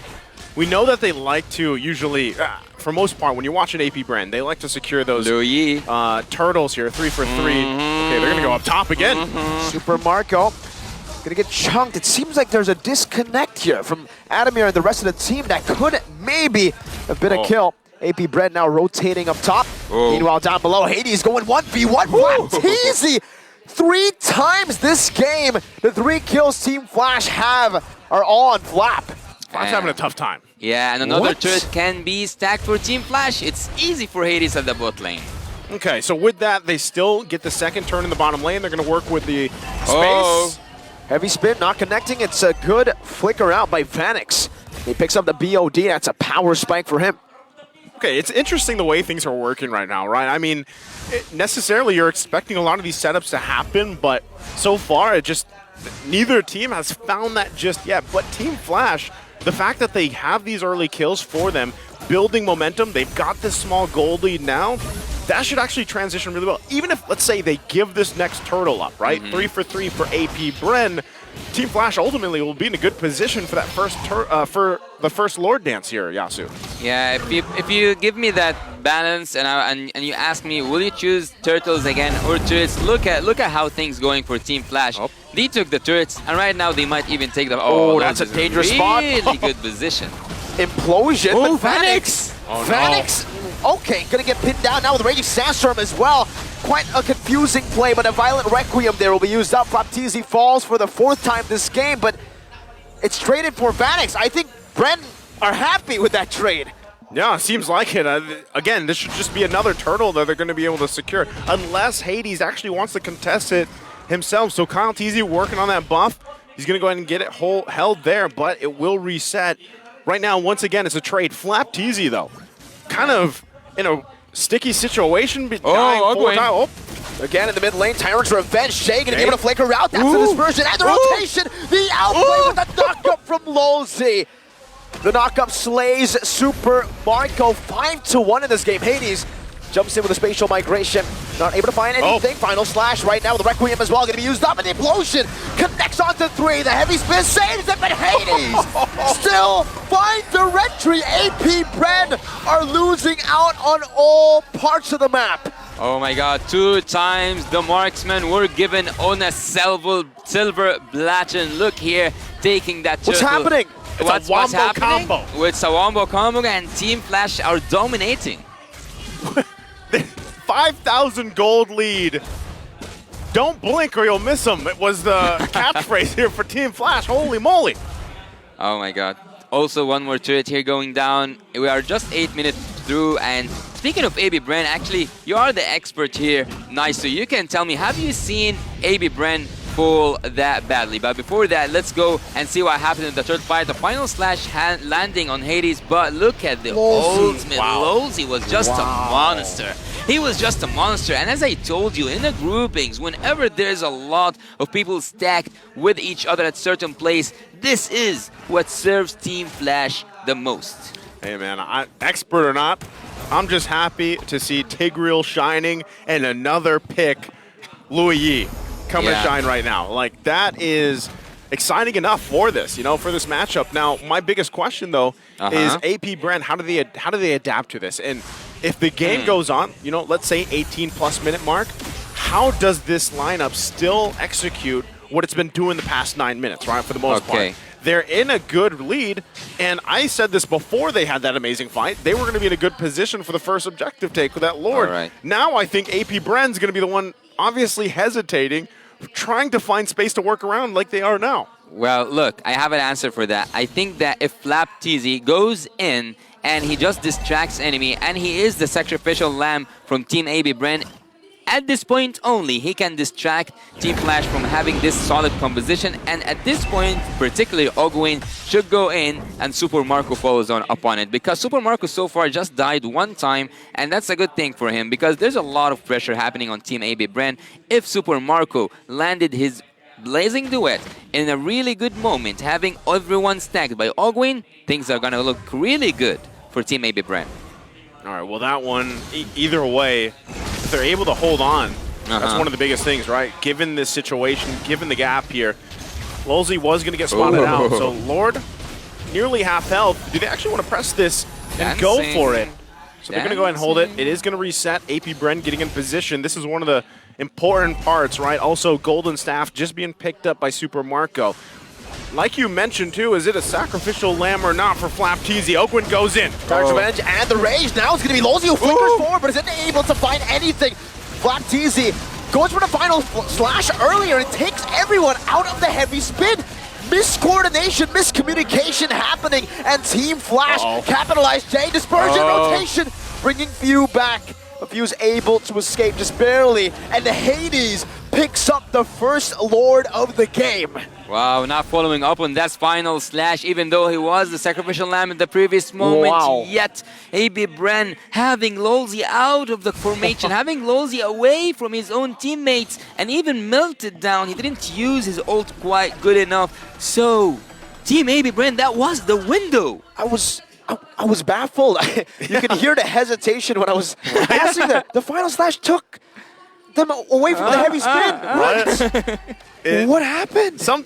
There's a disconnect here. Yeah. And not only that, but you got to credit Team Flash because Adamir getting that first blood against Flapteezy, I feel like he's just been living in this nightmare so far in this game. Flap has not had a good time for this, and that was off the whims of Adamir getting that first blood, and now he's just, you know, freely riding the waves of sand around, you know, all parts of AP Bren. So even in situations like this, if they get sandwiched into a turret cut off, it's going to be troublesome for them. So with that first Lord marching in, you know, relatively you're not expecting a ton of damage to these base turrets, these inhibitor turrets, but right now it's looking interesting how they're going to go for it. Yeah, really pushing out of the map. That's what I want to see. Oh, he didn't connect to it. It's a bit too risky, I believe, inside of the base of AP Bren with just the first Lord. Oakwood finds a Tyrant's Revenge. The final slash only really connecting onto the minions. Meanwhile, all tier 2s taken and dealt with by Team Flash. A few shots from Few only onto Adamir. Team Flash will just disengage. They'll take everything in the enemy jungle, though. Relocating is a key for Team Flash because with having that Lu Yi and having the ultimates out of the boundaries, out of the vision of Team AB Bren can actually make a solid backdoor with Lolzy's engage and also the rest of the, I would say, the pack, because Team Flash are working right now as if they were one man. Something interesting here, and that I've always said about AP Bren, even back in when, you know, it was really relevant and in ISF, the way that they like to play it, it was usually they were securing all these objectives early on, the 8-minute to 9-minute mark. They usually got a kill, they transitioned to the first Lord, and then they dominated from there. Right now, I just feel like this Lu Yi pick and everything else, the execution from Team Flash has completely disgruntled AP Bren to the point where they're just like, man, what is going on? There's diversion after diversion. We don't know where to look, and they're struggling with it, right? So that, if that's the game plan for Team Flash to kind of just leave AP Bren guessing, then it's working right now. And if they can keep it working, Hades going to jump in. Spatial migration onto Kyle. Still, he's able to dash out quite easily out of that one. Well, speaking of where to look, actually I've just have a quick look at the itemization coming from Kyle TZ. He doesn't have the gold enough, I would say. Half items coming from the side of the Akai, and he is 3K behind. And 2 levels Hades. down as well. Yeah, that's a gap to talk about. Bro, this is not what you usually see from this team. Well, right now, again, diversion is something, Lu Yi is not something we usually see, but it's working wonders right now for Team Flash, and this is another Lord that could just go in the hands of Team Flash. For free, the Bennett's Rage comboed in. Hades used the red tree. That's perfect calculation. You might say, hey, it should be going to the jungler. No, as long as it goes to Team Flash, it's a win. Okay, so Yasu, since That's another Lord in the hands of Team Flash here. How's the defense looking? How's the high ground and everything else for AP Bren to defend against this next Lord marching on the top? We have spoken a little bit about Team Flash when they go to defense, but they don't look like they are going to defense anytime soon. AB Bren, if we look at them, they have that crowd control. They can push the minions away. They can make a little bit of a mess, I would say, in terms of the final slash. But is the clearance enough? I don't think so. I wouldn't recommend having a Claude to rely on in the defense phase. But that's what we have, or that's what Team AB Bren have, and that's what they should work with. We'll see if they can make it work for them as they get prepped up and ready. Already losing that top turret. Lord's got to be worked on. Let's see if they put the pressure here in the mid lane. Ogwin. Ooh! Final slash, flicker, this time it connects onto the back of the blazing duet from Marco. What? Was perfect. It finds Annex. It's only Flap who's a sacrificial lamb. 7th time this game. If they lose a base turret, it will still be worth it for Team Flash, and that's exactly what happened. I wouldn't 7 times, man. 7 times. That's I rough. wouldn't feel good. I wouldn't feel good dying 7 times for the team, to be honest. But seems like this is what Flap TZ have to do. But again, answering your question, Naisu, the crowd control is the only thing that can make AB Bren pull out a good defense. Well, once again, they lost those 2 base turrets, right? We talked about this a little bit in the last series. Oh, with relocation. Oh, dive. Relocation. They're going to go up top. This is dangerous. They find Marco. Oh, okay, he knows. That's how you do it. That's how you utilize the jungle creeps, man. Good check. Spot it out, right? So, going back to it, Flap TZ, I feel like at this point in the game, you just got to do that. If you can get, who cares about the KDA at this point, right? Yeah. All he has to do is get a good final slash off. That would turn the tide of some of these fights because so far, Super Marco's actually done a pretty good job farming up, getting to where he needs to be on this Claude, given the situation, given the fact that they are down quite a bit of gold at this point. So if they're able to find some type of setup here, that could be a problem for Team Flash, and things could quickly flip over. But that's why you see them really trying to find moments here. Ogwin, even himself, looking for where is the... What? Oh. That's a flicker implosion. Ogwin has tough boots. I'm not too sure if that was the right target. Ogwin now going onto the tank as well. Whoa, good final slash, no follow-up just for now. Lolzy going to be chunked very low, but a BMI gets Super Marco all the way back. It was almost that immortality taken out by Few. But for Team Flash, they'll just disengage. Adamir opens up that bush, spotting Cal TZ in the mid lane, going to be taken down. Heavy spin. Adamir Hades finds a violent requiem and is instantly followed up with a dispersion. Not enough damage, but it's enough right now. Ogwin still able to survive. Jay in the back with a spear. He goes in all alone, 1v5. Jay, you're a mage, you're not an assassin. He gets the winner in time, but what was that? That was a bad decision.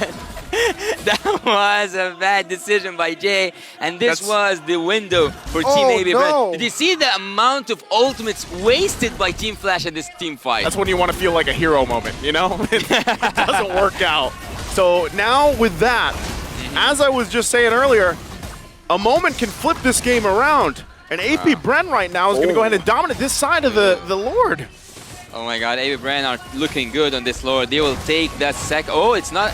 Is it an evolved Lord? I didn't notice when did it start, but let's see together how it looked like. Well, speaking of the items, because it popped off on the screen in the middle of the team fight, I saw that blade armor is being prepared by Lolzy, which is a really good thing when you are facing that Claude. But not just that, there were some penetration items stacking up with the Genius Wand, also following with the Holy Crystal from the Luyi. So the team, we now can see the items. So Luyi does... she is stacking up some of the penetration, but she might sell this this freeze item just to add upon more damage. The defense is one of the best cases that Team Flash can do, or like one of the best situations. Well, once again, they get prepped and ready. Taking these tier 2 turrets down, they're going to work on the top side as well. Lord making its way there. AP Bren getting in a position to assault the base of Team Flash. It's been 19 minutes, and in a matter of a couple minutes, they've flipped this game around, finally garnering themselves a small lead themselves, again diminishing the 7,000 gold lead that Team Flash had when they were knocking on the base of AP Bren. So they'll manage the waves here, and we'll see if they try to punch this one in, and what can Team Flash do here. It's so hard when you see the tables turn, and now it's turn for Team AB Brand to go in, but yet they didn't use that Lord for taking anything more. That one inhibitor turret. 19 minutes in, 20 minutes in, and this game is just getting started. Team Flash gets outscaled, right? You gotta remember that here. There's a Claude, there's a Novaria. Yeah. And for Hades, he's gonna be able to tank some things, some damage. Ooh. The Raging Sandstorm doesn't connect. Flapteezy! Final slash, and this time it is into the heavy spin. He's found the mistakes and he's learned from it. Super Marco picks up a double. He's gonna be the global representative of KDA. Doesn't matter. KDA doesn't matter. Doesn't matter. Waited the whole game. You know, he's gone down multiple times and he waited for that moment. He got it, and now AP Bren making their way down the middle. Are they going to punch it in? Oh, Gwen with that flicker, unable to find the combo just yet, but AP Bren have taken everything. It's another final slash from Flapteezy. This time out to Hades. He buys the winner truncheon, he pops it in time. Flapteezy, one last hit is all he needs. Kyle finds the shutdown. Vanix now in the back. It's an implosion in desperation. It's a wipeout for AP Bren. 0-7 win. Wow. Very quickly, AP Bren turns things around in a matter of minutes to secure game one here against Team Flash. I can hear the bees buzzing for Team AB Bren. A first victory here, and having their second appearance in this group, they can make Team Flash. What the heck? Go away. It looked so cool until it didn't. You know, like it worked so well until just something happened. I feel like at one point, man, Flapteezy, he had enough. 0-7, that's where he draws the line. That's enough. That was enough. 0-1 all the way to 0-6, it's fine. I can take more. 0-7, nah. That's where I draw the line, fam. But yet, as I told you, he was the sacrificial lamb of this formation. When he goes in, he just had one job, and that's to distract Team Flash. That's a poor lamb, man. Yeah, that's tough, you know, when that's the course of the game. But hey, eventually, I don't know, maybe Arlot's like the new Franco in a way, because Franco's always like, oh, I miss all these hooks, but it only took one hook. But now, you get all these deaths, you're playing Arlot, it only takes that one final slash, right? And that's the perfect thing where if you imagine it, it can happen. Now, once again, if he gets MVP, bro. Hey, maybe he should, for everything he put up with. Maybe he's the silent MVP, but not the MVP himself. Who's it going to be? Owen? Marco? Right.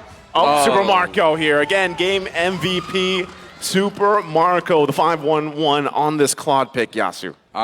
His spell was on point, but at some point I actually said that one Purify wouldn't be enough against Team Flash, to be honest, but he went for a safer route, I would say, in terms of the emblem. He went in a little bit tanky, but look at the itemization. At some point he knew that he's not getting the gold he needs to stack up damage or to get the damage he needs, so he had to sell the armor boots that he bought earlier on today. And the final slash by Flapteezy, not at this moment, at the last moment, was actually the final slash specifically for Hades, the last thing he saw in the Land of Dawn. Here we saw that Team Flash was dominating the game all the way through. They had the KDA, they had everything, they had the team fight, they had the crowd control and the burst damage, but yet they didn't have enough to close the game and to finish it for their favor. This was the window I was talking to you about. Here, Team Flash wasted a lot of their ultimates, and this was the opening for Team AB Bren, but they found another window. Wow. Yeah, moments like that, you know, this is where the tides kind of started to turn a little bit. And usually, I mean, even with this, right, it's like, you didn't have to go for that. I understand some of the logic there, but really, you know, from there, things collapse. And that's the one that Flapteezy was waiting for, that final slash, to turn the tide even further of this game. And they continued on from there. Look at how Marco just shreds through anything. You put them in a line, you let them just sit there for a bit, they disappear. Super Marco's damage in a later stage. It's crazy because he was behind, bro. He was just farming. He looked for angles to come back in the game, and I feel like that's why he's one of the top goal laners now in the world. The team was losing. They had 2 kills. Guys, 2 kills. That's where Marco was able to do that. Well, I can't help but to admire that final slash from Flapteezy. He actually made everyone stand against the wall, one by one. for Kyle TZ to have his heavy spin, to have his moment, and to finish this game off. At some moment, I had this glimpse, I had this memory of seeing a Tigreal making a full defense on his own, using his ultimate, zoning the minions out, but he didn't have anyone to continue the job. Phoenix was banished from the land of Dawn. Looking here at the itemization from both teams, as I told you, Super Marco at some point knew that he doesn't have the gold enough. He does now, like, and on this statistic he does have.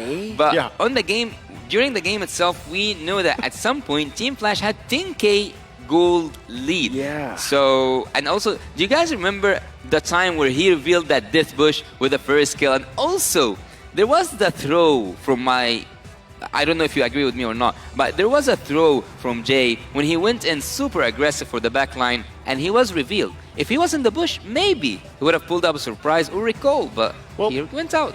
No. That was a strat. He was That's assassin Luo Yi, buddy. Yeah. He was trying to have that, like I said, the hero moment. Like the point was he knew that there was multiple members quite low, and the intention there was to try to cap them off, right? Like that's really what he would want to do. But the response that time, again, how many times does the diversion work, right? Eventually it's going to get figured out, and that's kind of what happened here as things fell into place here, Yasu. Forgotten one. He's definitely not going to be forgotten. At some point he was 0-7-2 if I'm not mistaken, so having these 8 assists means that he was the turning factor at the final moments for Team AB Brain. He was the final decider with that final slash. Flap TZ, your efforts will be mentioned in history. You said that, at one point he was 0-7-2. This proves that he was 0-7-8 by the end of the game. It still was 0-7. That was the line you said. Yeah. Bro, KDA literally doesn't matter. I've seen Maloyski do this every game in MPLID, and now it's Flap. See? Well, looking at Fuel here, you can actually tell when did he deal all that damage, because at some point, yes, he was in the backlines dealing or like throwing those second skills, but was he effective for me? I didn't see Few make those like moves, but it was mostly for me. I was focusing on Flap TZ and also, to be honest, on Kyle with their Kuombo combo thing, but Few seems like he pulled up that magic. He was holding the string, and he was the maestro behind all these kills for Team AB Bren. Yeah, again, you look back at this game, this should have been Team Flash's game, right? All right. Again, looking at the lineup too, I loved it. I love the, in a way, some experimentation happening here. The fact that Tigreal comes out, Luo Yi, something we're not expecting. But hey, Team Flash is a team that likes to do these kind of things, right? But before we head to game 2, we're going to have to go and throw it over once again to Manjin on stage for an interview.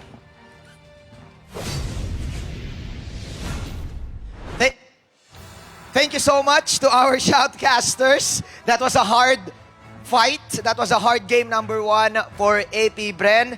Anyways, we have here the M4 World Champions, Echo. So we need to speak in Tagalog first, okay? Alright. Carl, M5 na kayo, Carl.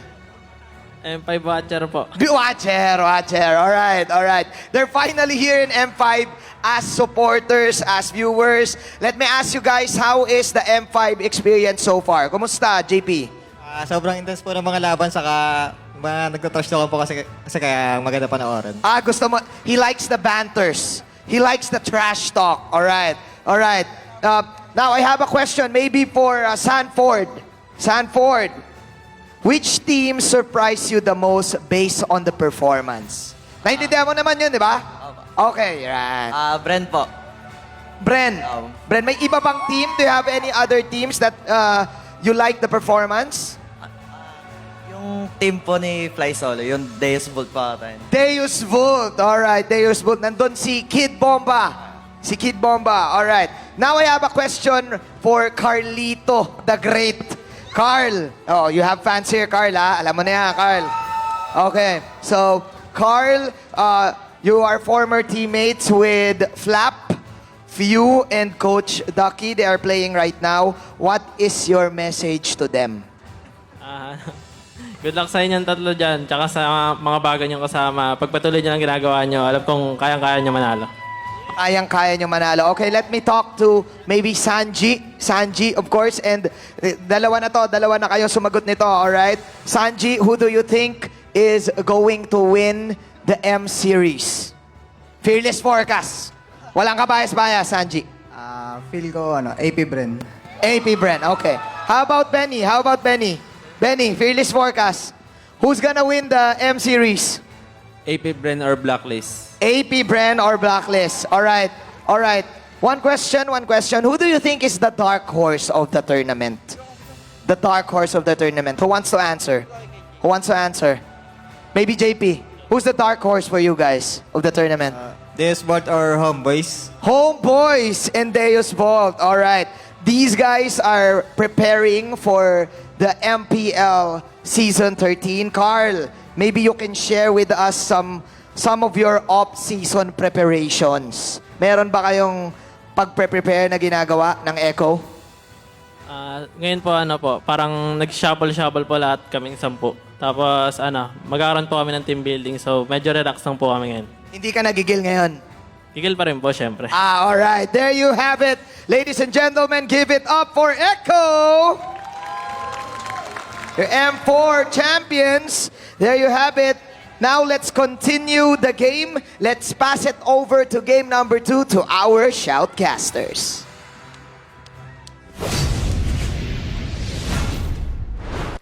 Thank you so much, Manji, and also thank you to Echo. You know, we watched them walk in earlier. Yasu, I know you were surprised, man, that they were actually here. Nice, it wasn't lying. Yeah. Actually, for me personally, before the tournament begins, I was kind of surprised that Team Echo isn't in the tournament because at some point I thought that it's inevitable for them to be. I'm not saying that the other Philippine teams are bad or anything, but having a chance to defend your own titles, back-to-back champion, that was a dream. I think it was too good to be true, and Team Echo, better luck next time. I don't know, seeing them here as guests isn't what I expected. Well, I mean, there's a lot of fans still out there, obviously, for Echo. And, you know, a lot of people are hoping that they could go and defend their title. But still, there's so many just good teams right now. Yeah. I feel like the competitiveness in the esport of MLBB has risen magnitudes over the past year alone. You know, and that's the beauty of even the wild card. And I always say this after getting to experience it, is that's the great thing about it. You see these regions rising through, and, you know, you have to go back and look at game 1. Team Flash, a team right from Singapore here, holding a very big lead against the Filipino champions, AP Bren. That already is actually, to me, quite a statement. Now, was it with a lineup that you typically don't see? Yes, but that's what makes Team Flash awesome. I mean, that's, again, when you look back at their road here, they won some of those games, obviously, with some of these unorthodox picks that work for them. And I think that's what makes them special as a team.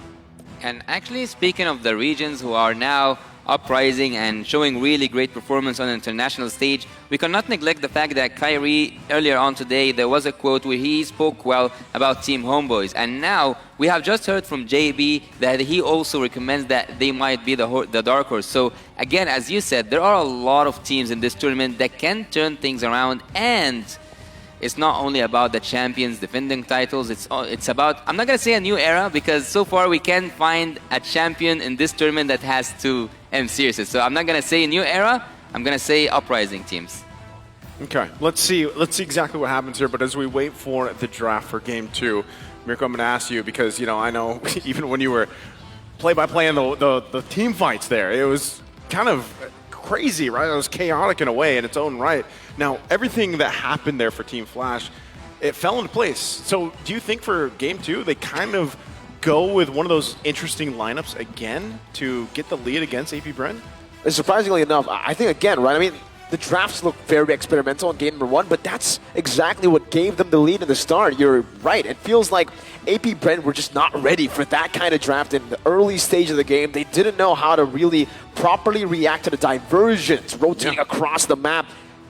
But I feel like now it's readable. If you go for the same thing, AP Bren know exactly what's coming at them, right? That was their shot, man. And the execution, it's always like this for a lot of the newer teams coming into the M Series. They get a good lead. Triple Esports yesterday as well against Onyx, a tournament favorite. Yep. Same thing that's happening now, but they're not able to fully utilize the goal lead they get in the early game to take the game all the way. Yeah. And just looking at AP Bren in general, especially the history over the past months that they've been playing, I feel like in a way when they have this very dominant play style for a while, especially in the early game, objectively, teams have kind of caught on that in their own way, right? Yep. And if it's these kind of drafts that you're not used to seeing and it causes enough kind of confusion and your tempo is going to be messed up, that's kind of what happened to AP Bren there. Now, Team Flash, we know too that there are some of these pocket picks, if you will, that work for them. Even Hades alone, we do know that he likes to specialize and likes to pick up the Amon here, right? Can work for him, Hellkurt, stuff like that.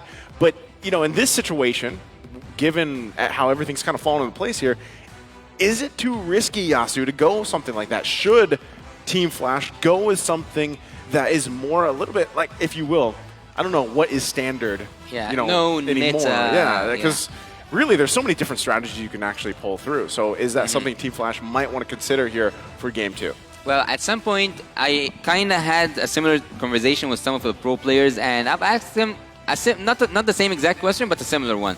And that one was, do you guys take your pick if you trust it enough that even if the coach doesn't trust? So let's say, for example, maybe that Luyi wasn't agreed by the coach, but the player himself knew, or Jay himself knew, that it is the time for me to shine with that pick, with the pick of Luyi. So this is the question actually to coming through. Do Team Flash have more stuff hitting for us? Because maybe that was like their card to play against AB Bren. So far, I don't think that we will see a target ban upon such these, like one of these heroes. Maybe find a way to work with them.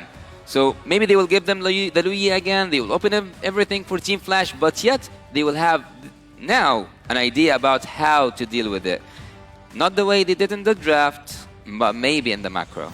Yeah, it's a little weird for me, because like with that last draft, if you're AP Bren, you're kind of thinking like, okay, well, what are they going to pull through, right? Like, what is going to show up from Team Flash?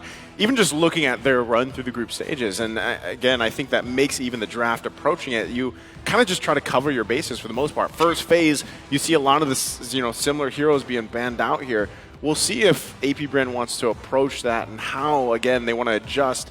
Because if you look even how Game 1 went, it didn't start too hot for AP Bren, right? They struggled technically in the early game. And it started by Flap. It started by Flap at the bot lane. He was so pressured by the Khalid pick.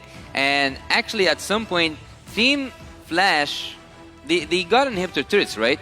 They did get in some of the inhibitor turrets of Team AB Bren. So, having so many risks, or like paying for the facing the consequences of some of their action is the thing that cost them the game, but it wasn't the draft and the way they executed it. But hit us with this fun fact. Well, like I talked about before the matchup, the greatness, it runs in their blood, right? AP Bren's Ogwyn is Pando's cousin. He's the one that actually got them into, back in Season 10, I think it was, where it was recommended to Ogwyn to join the squad, and look where they are now. Two-time gold medalist this year. Just this year, by the way, right? Not even counting the previous gold medal with Ducky, Few, and Carl Teasy. Why don't you try my cousin? That was the question. Try my cousin. That's exactly what Pando said, right? Yo, you need a roamer? I got a cousin. I got it. I know a guy. You know what's funny? Because back in Yasu I know a guy. Yasu would know this because over in MENA, there's some teams out there that have like 3 brothers on a team. Troll Tarzan, right? Yeah. There's another team. In Axe, there are 3. It's a family team. It's a family team. Brothers, not even cousins. Brothers. Yeah, and they literally, last I heard, they're like, yeah, the 4th team member, he's in training, and he's like really young, so I mean, it makes sense, right? You already have a brotherly bond. You already have synergy. Synergy, it's literally in the family. It runs in the family, the synergy. Well, the chemistry. It works. Yeah. Apparently. Even in Indo, we have twins in the team. Bigatron, right. Yeah. Matt and Max back in the day. Yeah. Then he moved to Secret. Minuteman. Minuteman! Oh, right? We always throwing it back. There's always going to be brothers, man. There's always going to be twins as well. Malaysia and Indo, twins. I wonder actually how many stories there are out there. It's like, just try my brother, try my cousin. Yeah. You know? And we also have an example in the desk backstage. Who? The twins. Who's the twins? They look exactly like the same. Who is it? Gideon Q and Lavelle. Yeah. That actually works too. Yeah, it makes a lot of sense. They could actually, be brothers, man. I believe their title, like Gideon Q's title, is the English Lofel. And Lofel's title is the Malaysian Gideon Q. The Malaysian Gideon Q. Yeah. But then it gets even crazier, though. You're talking about casters here. Yeah? What about the our good old friend What are we getting at here? Jays and Arashi. Oh, man. It's a shame. Shout out to you guys, by the way. Shout outs to Jays and Arashi. I actually worked with Jays and MPLID for the longest time. Yeah. I haven't met Arashi, though, in SG. Jays was just my roommate over for the wild card. Yeah, he did cast for the wild card. Yeah. It was great, man. Missed that guy. He actually shifted to analyst, yeah? Kind of. Yeah. Well, as we wait for the draft here, we talk about anything synergy, families setting up, but it's true, right? I mean, at the same time, you see a lot of things fall into place here. Now, for Team Flash, once again, we can. This is a team really that when you're trying to, I feel like even Wolf, in a way, would have some difficulty trying to conceptualize what they want to go for. But we are going to be jumping into the draft now for game number 2. How does Team Flash adjust to get us to a game 3 ahead against AP Brent? Well, actually, before that draft starts, I wanted to say something, and it goes like this. Since we have that time, why don't we throw out some strange picks, yet effective? For me, I want like each one of us to say a certain pick. I would say Granger. Granger, wow. Yeah, like something wild, something we didn't see yet effective. Like we saw Imperial with the Yisun. Do I have to pick my favorite hero, or do I have to pick a hero that's random? Your favorite hero, but not played. Like one of those who are forgotten. Yisun Shin, I've seen it in the wild card, but not here, right? I would love to see Yisun Shin get played here in the main stage. Last time we saw it in M, was it Zane? Zane. In the main stage, it was Zane, yeah. Okay. And Naisu, what's your favorite? What's the forgotten hero for you that you want to see? It's not really forgotten anymore, you know. It's back in the meta. It's back in the meta. It's Gord. Anytime Gord gets picked up, I'm happy. He Mystic gushes whenever Gord gets picked up. Yeah. Well, Gush. Speaking of the draft right now, we can see that the first phase of drafting is almost done. Team Flash got, again, banning that Phoebus and also not sitting up for Nolan whatsoever. They are sitting up for something else. And this time, it's not forgotten. This time, Arlet is banned by Team Flash. Okay, I think that's a good start here for some of these things falling into place. Team Flash, though, waiting for this last ban from AP Bren. With what's open, you know, because the Guinevere's taken out, you are still leaving open. Bruno, not sure if they want to go that route. Faramis. The Faramis is still going to be there. Valentina, of course. Angela. Time to drop the beat. Joy is taken out. That's probably honestly, that's probably one of the better ones you can go for now. Again, priority-wise here, Yasu, what are we thinking? I would say go for the Valentina, because if AB Bren right now pulls off an Angela or even a Faramis, you can have the best of both worlds. You can have the hard guard. You can also have the Realm. You can have everything that Team AB Bren has for their first picks. But we might see something surprising. We might see actually a Bruno. But I still stand with my Valentina. The Bruno definitely could work out here. Maybe a Faramis could also be picked up by Team Flash or AP Bren. Yes. Definitely need to think about that. And they go for the Valentina to try to predict or stop that Faramis pick. Even if it does get picked up here, they will be able to counteract that. But I do have a fun fact. What's the fun fact? The hero that Flash decided to choose to respect this game was the hero that went 0-7.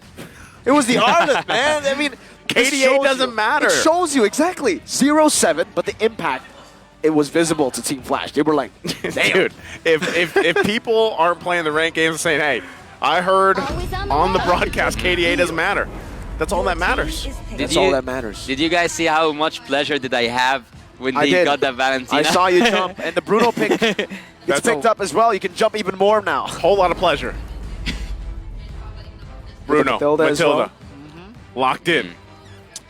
Bruno, Matilda. Well, Bruno so far have proven many times that I cannot actually count that he's able to control his lane, but yet he always faced that problem against the Ixia. So maybe Flash wants to take the Ixia early now before they go to the second phase. Having the Bruno makes you have an assurance that we sat back instantly. Same reaction from you, nice. So we just we went, whoa, that's a signature Hades pick, bro. Is it a man? Okay, I wasn't like I don't know. Actually, I'm like confused and at war with myself here because I'm like, is this what I was expecting or is this not? Because just again looking at Team Flash, how they made it here, what they went through, and how they performed so far. This is probably a better case scenario for them to just pick it up, go with Minotaur. You got the Valentina, you can work around that. But now I'm just kind of concerned, right, for the four Hades here. Why? On how AP Bren wants to play this. Also the fact that, yes, you have a Matilda. How do you want to just put the pressure into the jungle? Oh, and the Faramis is going to be picked up.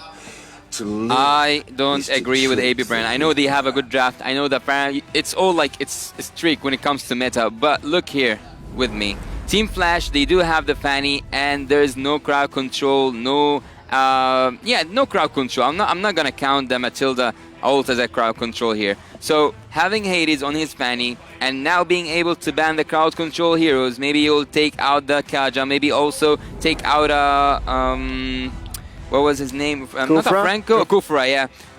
It can work for Team Flash. They can just make the way so clear for Hades and depend on his mechanics. Okay, so wait, you said you didn't like AP Bren's draft?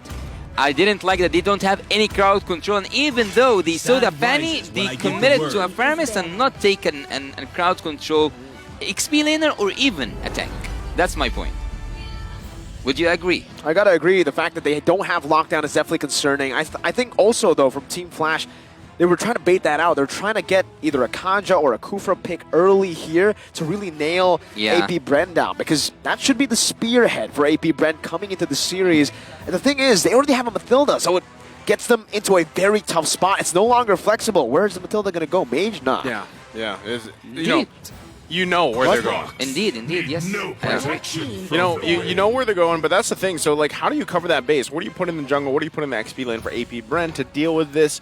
And do you really want to go ahead and just pressure the Fanny, or kind of just let it roll, and then fight for the objectives later on? Because right now you can already see it. Some of the utility options are now being focused on. The box are being taken out here. Really, again, we're probably going to see it. Do they actually opt for the assassin versus assassin matchup? Could AP Bren pick up, for example, the Lancelot, because the Nolan's taken out? Do they want to go that route? Pain. The Lancelot makes sense, right? If you want to go for the assassin, but against a Minotaur, anything that dives is scary, dude. You get countered hard. Yeah. What's concerning is that Diggy hasn't been banned out, right? I mean, I don't know if they want to go for a very deep, like, Diggy Matilda mid lane composition. That's super risky, but hey, that Minion's Fury could definitely be handled by something like that. Diggy Matilda? Do you know what I want to call out here for Team Flash? What? Trizla. Just take Trizla and everything goes down. Everything. For Team Flash? No, it goes down for AB Bren. So they ban Trizla? No, they take Trizla. Okay, they take the Trizla, okay. They take the Trizla. And maybe even ban a Diggy here. I know that I spoke about the Kaja and the Kufra, but have a... Alright. I don't know why they use Zong though. I don't see any use of banning that Yuzong so far. Well, again, Diggy's kind of out of the picture for me. You already got the Faramis, the Matilda here. So XP lane in the jungle. Sure. Really, you still want the Initiator, because you guys make a good point, right? You can't just let the Fanny be unleashed, not really being bothered at all. You have the Minotaur, great, can work. There's an answer. Hey, just go for the old, the old reliable. The old reliable, all the way from M4. This hero's been meta for a whole year, dude. Yeah. Even more than a year. It's been meta all throughout, ever since it's been released. Fred is spelt with 4 letters, and there's another name also 4 letters, and it's one of your favorite words. What is it? Or one of your favorite names. What is it? Guy's a Chad. That's a Chad right there. Yeah, I mean, he's a Chad. He walks up, and this is exactly what AP Bren need. A lot of mid-control with the Faramis and the Matilda. That's good wave clear. Utilize that to invade as early as possible. Take away that purple buff, because, sure, the main way to counter a Fanny's lockdown, but a better way is to shut her down with taking that purple buff away. No purple, no problem. No need lockdown. I gotta say, I am getting older and my memory just not as the same as before. Not mentioning it. Look, I called for an Ixia, I called for a Trizla, so I'm good with what I said before. But again, I kind of forgot actually about the Matilda and Paramis being locked down, and I was looking at the second phase of banning from Team Flash to look for more like crowd control heroes or something. So banning the Baxia actually and also the Yuzong means that they had what they wanted at the first place. They didn't know, from my perspective at least, they didn't know what to ban except for those heroes that can at least annoy at some point. Yeah, and with that, again, the problem to solve for the Fanny here, I think AP Bren can actually execute this well with the Fredrin locked in. You got the Faramis. You got a way to get away too with the Matilda. So utility is going to be heavily in favor for them. Real quick, let's look at the team comparison here, Yasu. Team Flash. For me, that's a team that should win with this draft. Like, for me, they won the draft. For Team A-Bren, yes, for sure, they have the hospital meta, they have the ambulance meta, if you want to talk about it, but I wouldn't agree with them. Well, agree or disagree, we're going to find out here as we get loaded into the Land of Dawn. Game number 2, it's match point for AP Bren against Team Flash. We'll see if Team Flash can turn it around here with the lineup that they've taken for this one. Again, Ixia could prove to be very worthy in this game and impactful if they're able to pull it off, alongside the Fanny here for Hades. Well, before we get into the action, I want to point out that any ultimate that Team AB Bren have, we will have a copy from it with Jay. So, ladies and gentlemen, you have, for me at least, a winning draft, 100% win, at least for me. For Team Flash? Yeah, for Team Flash. Okay, you're going with Team Flash. Your favorite Team Flash lineup. All in. Okay. All in, 100%, yeah. Naisu? Yeah, he's going 100% in it. Emblems looking pretty good here, too, for both teams, obviously. A lot of tenacities as well for Team Flashes. They're going to have to deal with some of this when they're already flickering out. So, you know, that's a small win for them. Can he actually get away from this? He should be fine, even though Lolzy's there. But this is kind of Ogren's job right now, right? Be a nuisance. Deal with his Fanny here. Well, look. With the flicker earlier, that's a good damage. But with the flicker earlier on, he should be punished, though. Ooh. Ogren's taken very low. Kaltizi is actually a level down. Finally gets to level 4. And it seems like despite Team Flash having a bit more damage to play with in the early stage, it's still AP Bren who have a little bit of a lead through the lanes. I think farming has been pretty good for them. 45 gold lead. It's very small, can go back and forth. But even in that gold lane, Vanix is getting out-traded by Marco. Seeing the Fanny again and again tells me that the early game will be for the favor of Team Flash, while Cutthroat comes in. Good defensive there with the flicker. So Turtle's going to be up. They already got the information that Hades is going to be on the top side, so that is the go signal to start up that Turtle. You can already see it being worked on here by Kaltizi. Oh, a purple. Rest of Team Flash, though, also trying to get in position. Ogwen just being a nuisance once again around the purple buff. So trying to stall out Hades. This should just, once again, Turtle go in the hands of AP Bren here. That was so close. It was a bit too close for comfort for the side of AP Bren. Adamir rotating over. Meanwhile, Ogwen trying to stop Hades from taking that purple buff, but he still had that retreat, so he picks it up for free. Turtle for purple. Actually, at some point I was looking at Hades and neglecting the team fight. I thought that it's inevitable for Kyle to use his retribution. It was so risky, and I was actually kind of betting that Hades will not use his retribution, but after seeing Ogwen goes in, everything flipped around. If that happened, if that scenario in my head happened and took place, Team Flash would have went for the invade on the purple buff, and at this point, Fanny will be so far in lead when it comes to XP compared to the Fredrin. Yeah, even with that, again, I think one of the biggest parts here for Team Flash and Hades in general is every Fanny's, obstacle is like, hold on, Flap though. Oh, not able to find the kill. Flapteezy survives just with 1 HP. Meanwhile, there's a trade up top that AP Bren are trying to look for. What? I think he thought that Flap were to recall. That's why he didn't jump into the bush. But hey, a turret is a turret. You get a lot of plating anyways here. Kaltizi invades the other side of the map, trying to look for that mirror play, and Hades will just recall as Adamir proxies the wave.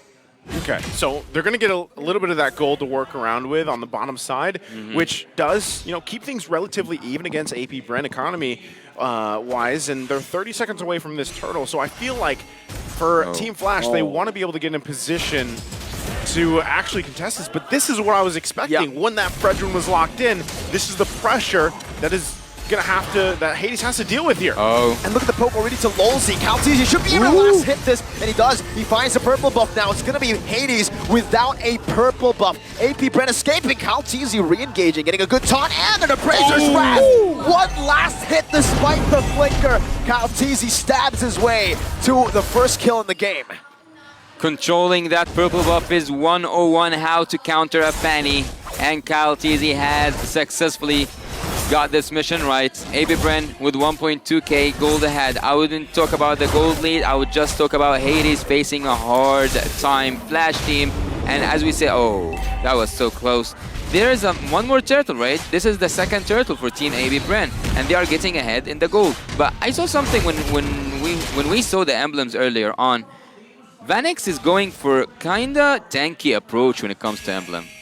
Yeah, I mean, in a way, he kind of has to, right? The thing about Ixia, she's like a glass cannon. She's the epitome of a glass cannon, right? The way that works, and you kind of have to be able to position yourself really well, and that's where you're relying on the team here, especially to find the setup potential for you. But, you know, 5 minutes into the game, AP Brent having this 2K lead, they're playing like it too. You know, they're continuously this side of the jungle of Team Flash. Why are Hades the one controlling the bot lane though? Oh, it was cut it down. Wow, Adamir now needs to join. So, will there be a fight here?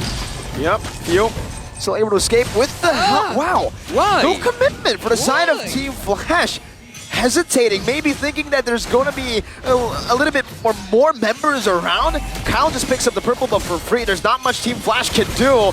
And now even with the Appraiser's Wrath just used to poke, that 100% win for Team Flash is not 100% so far. Yeah, it's not looking like that. Still going to be putting the pressure here in the mid lane. Again, a little trip around the Circle Eagle. But look at the level gap, too, between the junglers.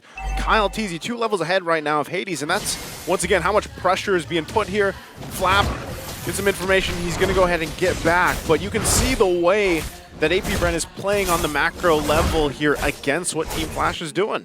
I kind of love what Flab is doing, actually controlling the lanes and also cutting them through for Team AB Bren. He's kind of annoying Team Flash at some point. They cannot do anything at this point when it comes to laning phase because Adamir completely neglects the bot lane, completely neglects the XP duties, and I cannot help but to wonder, Team Flash, they do have a winning draft. It is a 100% winning draft still for me, but they are not executing it as I imagined. It's all about the execution, yeah? Yeah. Team Flash, with a 100% winning draft, their execution is not 100%. Yeah, nice. Yeah, that's the maths, right? That's simple maths right now, but, whoa, Vanix. Is it at least 20% though, the execution? I would give it 40%. Ah, it's not bad. Hey, Yasu, you're the analyst here, you know? So whatever percentage you want to throw out, I'll at least be on board for now, right? So Super Marco picking up his Berserker's Fury. But this is my problem here with this. It's a low-kill game. You've got a Fanny. You're supposed to be scaling really hard in the early game, getting these kills. Please. You don't have it, though. And the game, look at this. Like, Hades can't even move around right now. So you're going to have to kind of default to usually what happens in this situation. Fanix with the flicker. Gets out Lolzy now. Knocks Flap Teasy up, but that's all he can do, really. He just knocks him up for a bit, gives him a bit of airtime. Okay, well, going back to it, you're going to get to a point here on Hades where you just kind of split push. Yeah. Right? And go for that, but mid lane. Adamir with a penalty zone, and that's going to be a full barrage to the back, but there's no flicker to help him get to the range. Now is an Appraiser's Wrath dealing with another Realm HP. The worldie is massive, and it gets to Adamir, canceling the recall. Hades recalling on the other side, and Kyle Teasy is taking control. You know what they want to do. They want to go and steal that purple buff again. Meanwhile, Flap, completely different from game number 1. You just experienced how this draft can work. If he just had that flicker Vanix, he could have easily swept Team AB Bren down. But yet, again, as you said, Naisu, and this is the point I kind of forgot to point out here. Fanny in the early game, you have it. Late game damage, you have it in the Ixia. Crowd control and setups, you have it with the Minotaur and the Terizla. Stealing all these good ultimates, you have it in the Valentina. What else do you need? Well, right now. a purple buff right now is what they need for sure. Hades is going to get stunned up completely, and yeah, that early game to mid game completely neutralized because the steals continue to happen. And well, Yasu pointed out earlier, without the flicker, that 100% turns to 0% for Vanix. Yeah. I mean, with that, you know, anytime you pick up any of these heroes that really require that purple buff, it's kind of a disaster when you don't get it for this long, right? Like, what can you do? Yes, you see Hades putting the pressure there, looking for that tier 1 on the bottom side, but that's ultimately another objective going to the hands of AP Bren here. And the rest of the team really trying to work it out. One thing that I will say for Team Flash is at least Vanix, for the most part, has tried to farm up. He is gapped in comparison to Super Marco, but hey, he hasn't died, neither has Adamir, right? Hades has just been flying around, so there might be a point in this game where Team Flash can make their way back. Again, we saw the opposite happening the previous game of 7K difference for AP Brent.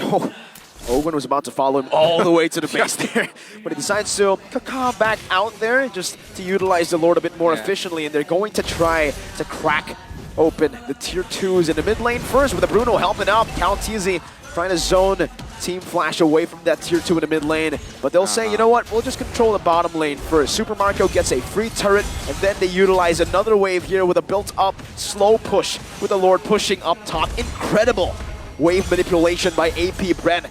That's the last tier 2 turret taken down by the Winions.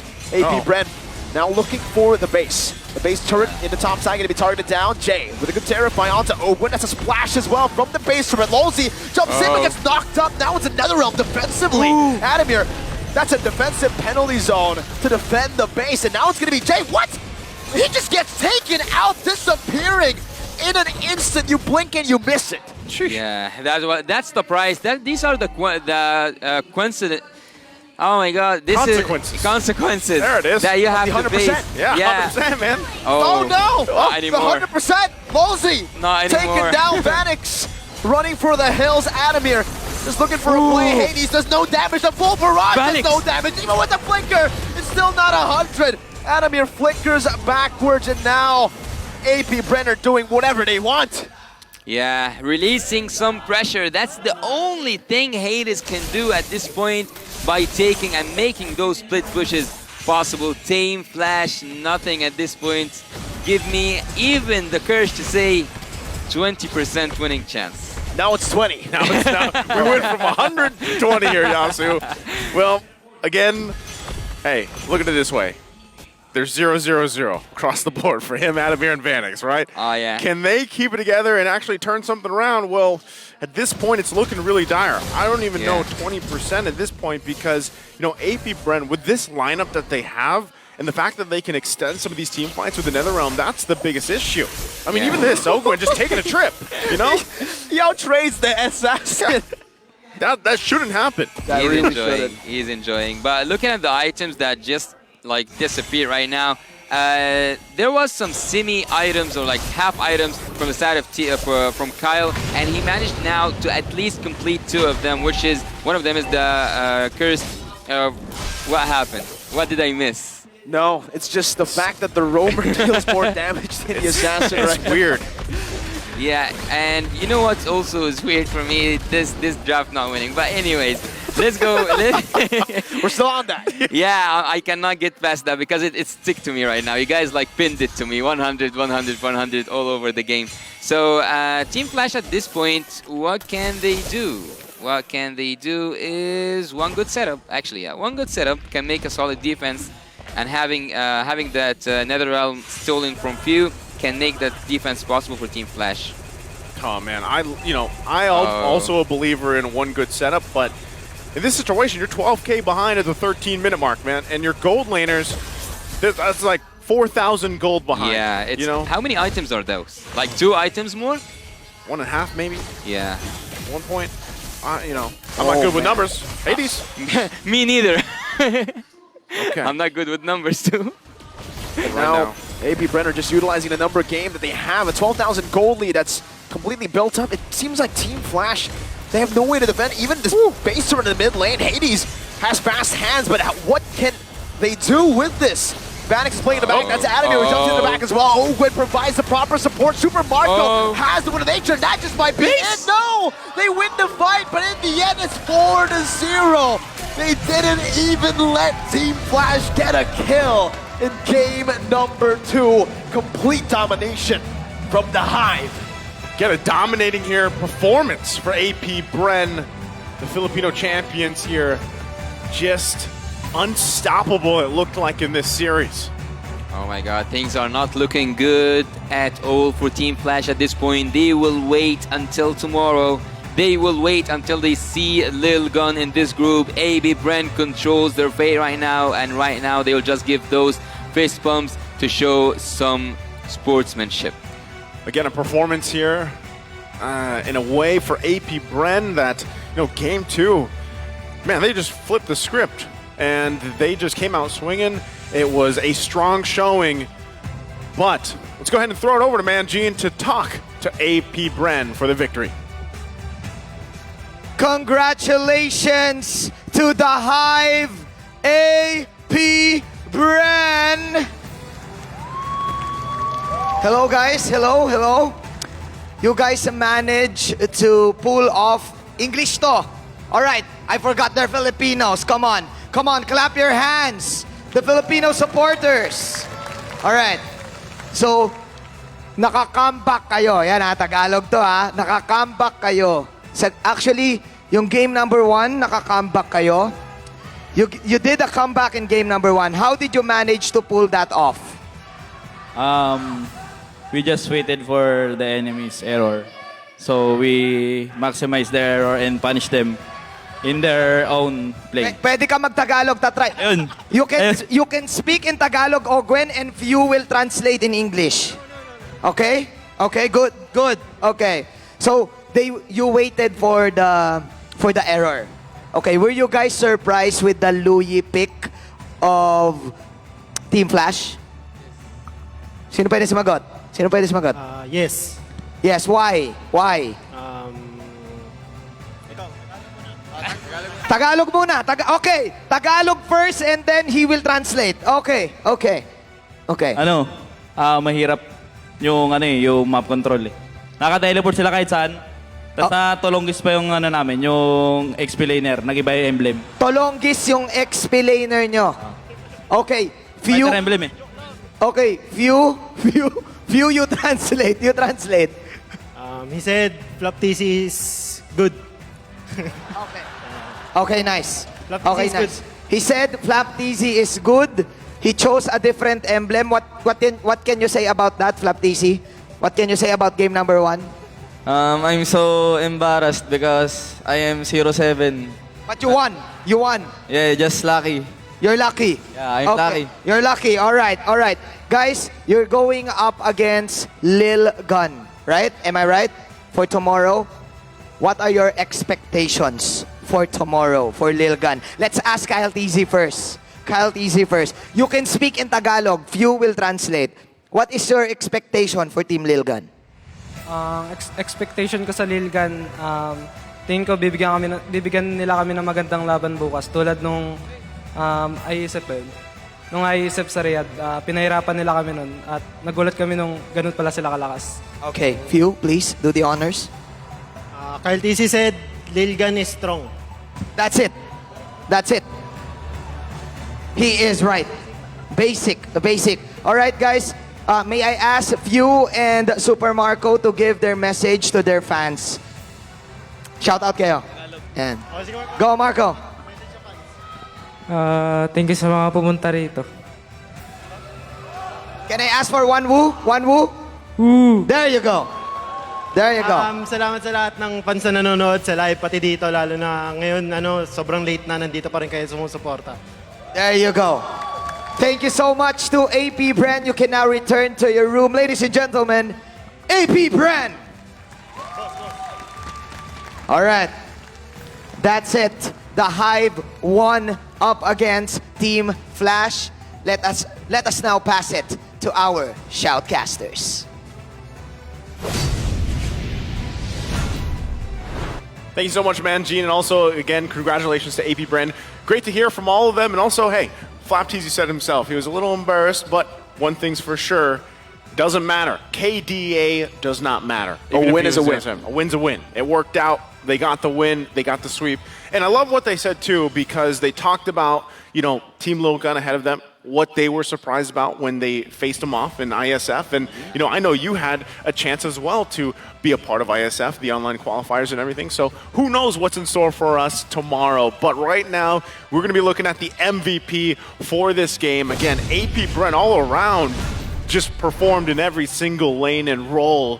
But it's going to be awarded to Super Marco. Again, hey, it's a low-kill game, but he was there every time he needed to be. Well, Super Marco, I wouldn't actually have anyone expected to see as an MVP in a 4-0 game. So I I didn't know whom to expect. But with that 3-0-0 for Super Marco, 3 out of 4 kills, which makes 75%. Now I'm good with numbers, but not before. So looking at this game from different angles, I would say that as the AB Brand player said on stage, waiting for the mistakes was the key for a comeback for the first game. But in this game, it was actually the domination of that purple buff from the side of Team AB Brand. No matter how many times Hades tried to go in and do the cutthroats, have his freestyles doing, but Team Flash couldn't have the damage output that they needed. And no matter how many times you steal the Paramis ult, no matter how many times you activate it and also have this crowd control, the goal difference speaks for itself. We almost hit at 14k difference at a certain point. Here we can see that Hades was trying his best to regenerate some of this energy and also clear the lane, to clear all the lanes actually, because the pressure was coming from the top lane, also from the mid lane, and there was nothing at a certain point that Hades can do or anyone from Team Flash. Or even looking at just the difference here, of course, in all those resources, the objectives taken. Yeah. And that's always the risk you take when you lock in the Fanny, especially early on, right? This was the first phase that was picked up. So then your game plan comes through to, okay, let's counter that Fanny. Let's put the pressure there. And that's kind of what AP Bren did. Very low, kill game overall, quick game. And that's a downside, especially when you have a Fanny and Iksha. And you need time for those heroes alone to build up. But then you're just choked out everywhere. Where do you find those wins in this situation? Well, in a 14k difference game, in a 14 minutes, it's so hard to find any opening. It's so hard to find any solution. Vanix actually was 0-0-0, Hades as well, and Adamir. I would say that the base was being it has been actually taken by the minions. I didn't see a lot of the members from Team AB Brand trying to commit to the crystal. But anyways, let's see here who was the forgotten one. Ogwayne, but not this time. It's not Flapteasy, it's Ogwayne. Streak. We can see here all across the screen all of the members from AB Brand, because Team Flash at this game was, for me at least, absent. 100% KP though for the Forgotten one. Definitely not forgotten here as well in game number 2. But Super Marco, can we just talk about this guy? 2 games in the winning position. Yeah. All right, we can definitely say that in a winning position, Bruno, you can just flow through. But in game 1, the fact that he stayed consistent game 1, game 2, this level of consistency is something that I gotta say, I gotta pay my respects to Super Marco, man. This guy is amazing. Yeah, he had a very similar consistency throughout, even recently with their international in ISF, and then throughout, the even regular season or the playoffs, if you will. And there's a reason why they, got everything they did. Like, if you just look at AP Bren's past year, there's so much there for them, right? And I see this in a lot of teams, even recently, obviously with Onyx too. You look at all the roles, they all pop off in their own way. They all carry their role very well. And that's kind of what transitions into them and translates to their successes, right? And for this, Team Flash, unfortunately, they were just kind of outgunned in this game especially. But going back to what they did in game 1, that was great themselves. And,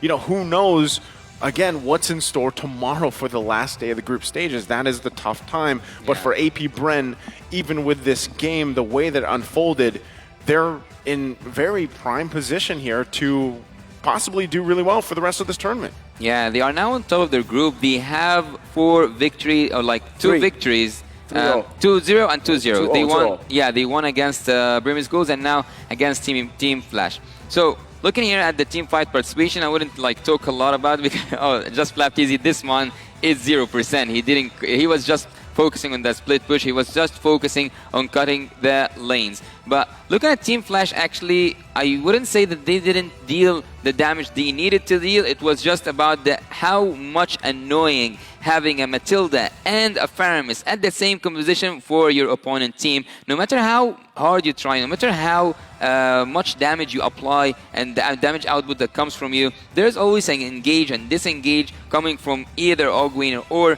Few, just to take every effort that you have from your hands and just to get it used actually against you, because they have the chance always to re-engage and to always have this counter engagement.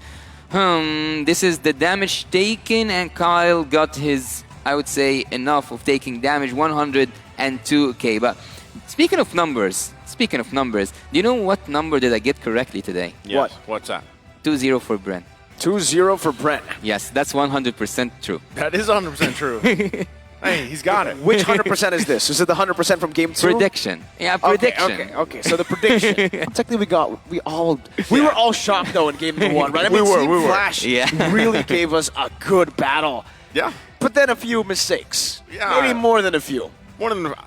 I still got to give him credit too. You know, that game number 1 was great to watch. Entertaining. You love to see some of these picks come through, and I'm hoping that even when we progress through M5, you know, we get into the knockout stage, that we see some more of these picks that are a little more niche or unorthodox, or, you know, go with these certain play styles of these different teams from around the world. I think it is very, it's a healthy thing to have that shaken up, right? Because again, going back to it, man, Fredrin popping up, I think this is still a hero that is reliable. Mr. Reliable in the jungle, especially the Chad. You put him against a Fanny, and this makes it much harder, but you know that's why even when teams have done that, they faced this before, you really have to take care of the Fanny. You really have to take care of the resources and transition through the game, because like we saw from that, if you struggle too much from it, it's really hard to get the momentum going, right? So with that, we are going to be looking at the group standings here, how things have fallen into place now that day 5 is concluded for the group stage. So let's go ahead and look at the group update. Here it is, all of them falling into place. Group A, we've got the 2 top up here. Matonic, see you soon. For Group B, we have Blacklist International, and then of course Fireflux. Group C, AP Brennan Lilgun, who we'll see some more of, and of course Group D, currently we have Geek Fam up there along with Dave Vu. And we still don't know. Yeah, and for Team Flash, actually, I don't know how do they feel right now, because their fate is being decided by the rest, or like the last game in this group, LG, Team Lilgun, and Team Abram. And we possibly might have tiebreaker. There's a possible tiebreaker for Group D as of now. So, you know, as we wait for the back end, the production team and everyone else to kind of figure all these numbers out, right, where things are going to fall into place, we'll go ahead and get that ready for letting everybody know. Now, we'll have to look at tomorrow's schedule, right? The last day of the group stage here. Oh, man. Hey, this is going to be a heated one. I feel like, again, tomorrow is the cause of a lot of this. Where do things fall into place here? It's the decider. Literally, tomorrow we're going to see the decider. Maybe not so much for Group A, but we will definitely see who will be able to get their first win at the M5 World Championship main stage for Group A, Bigatron Suns or Triple Esports. Then, who's going to make it with AP Brent? Is it going to be Lilgun? Is it going to be the Burmese Ghouls? Is Team Flash out? I don't even know. It's so close in the bracket except for AP Brent. Yeah. And Homeboys lost today, so they have a really good match tomorrow against TOB and Fireflux against Blacklist International.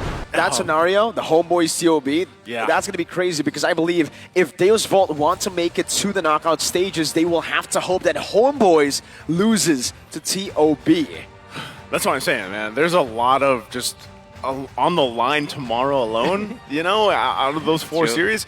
I would be looking forward to all 4 of them and where they end up. And of course, you know, ending it with Blacklist International, of course, Fireflux as well. There's a ton of narrative and story here for tomorrow, so we can't wait, of course.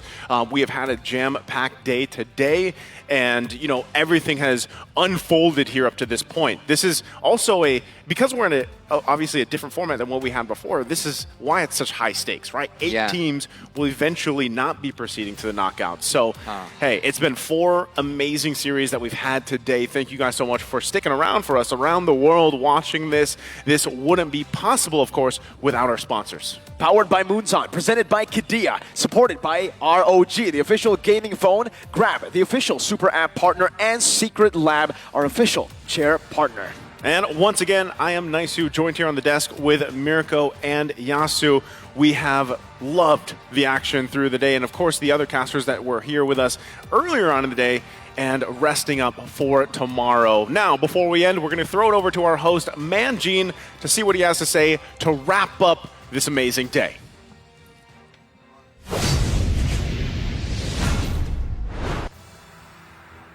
Thank you very much to our shoutcasters. And we are all getting near the end of the group stages, and the knockout stages is nearby.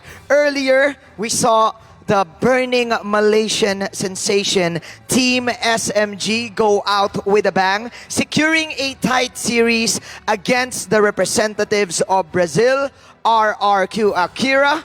After that, we witnessed the back and forth best of the best of 3 series in which Deus Volt won up against the Malaysian champions home boys. And then we were graced by the Sky Kings themselves, Onyx finishing their group with a dominating performance up against Cambodia's See You Soon. And then finally, we saw the Hive, AP Bren, dive into that comeback in game number 1 up against Team Flash.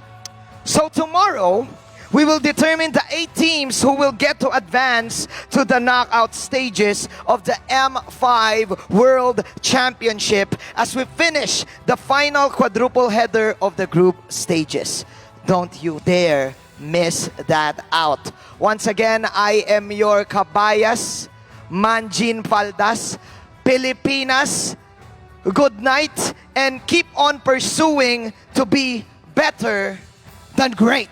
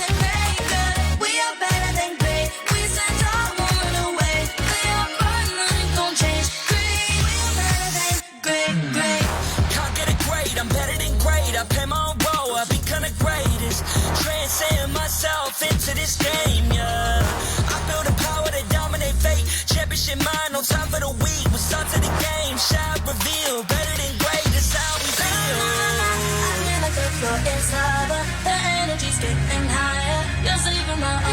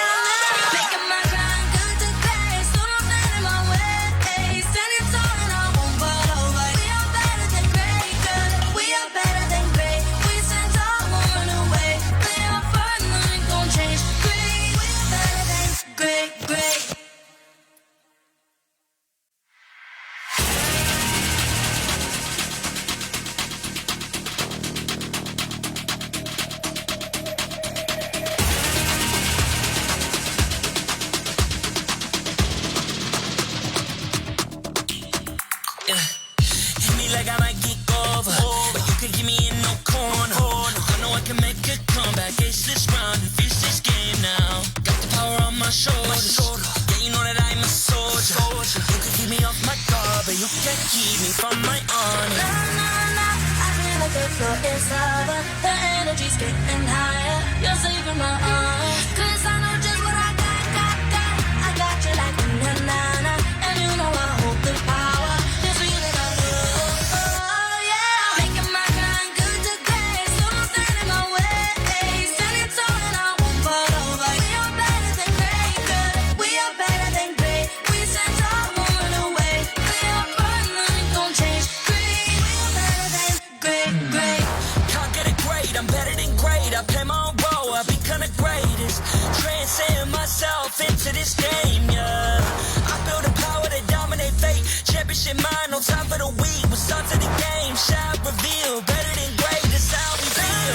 I feel like the floor is lava. The energy's getting higher. You're saving my arm.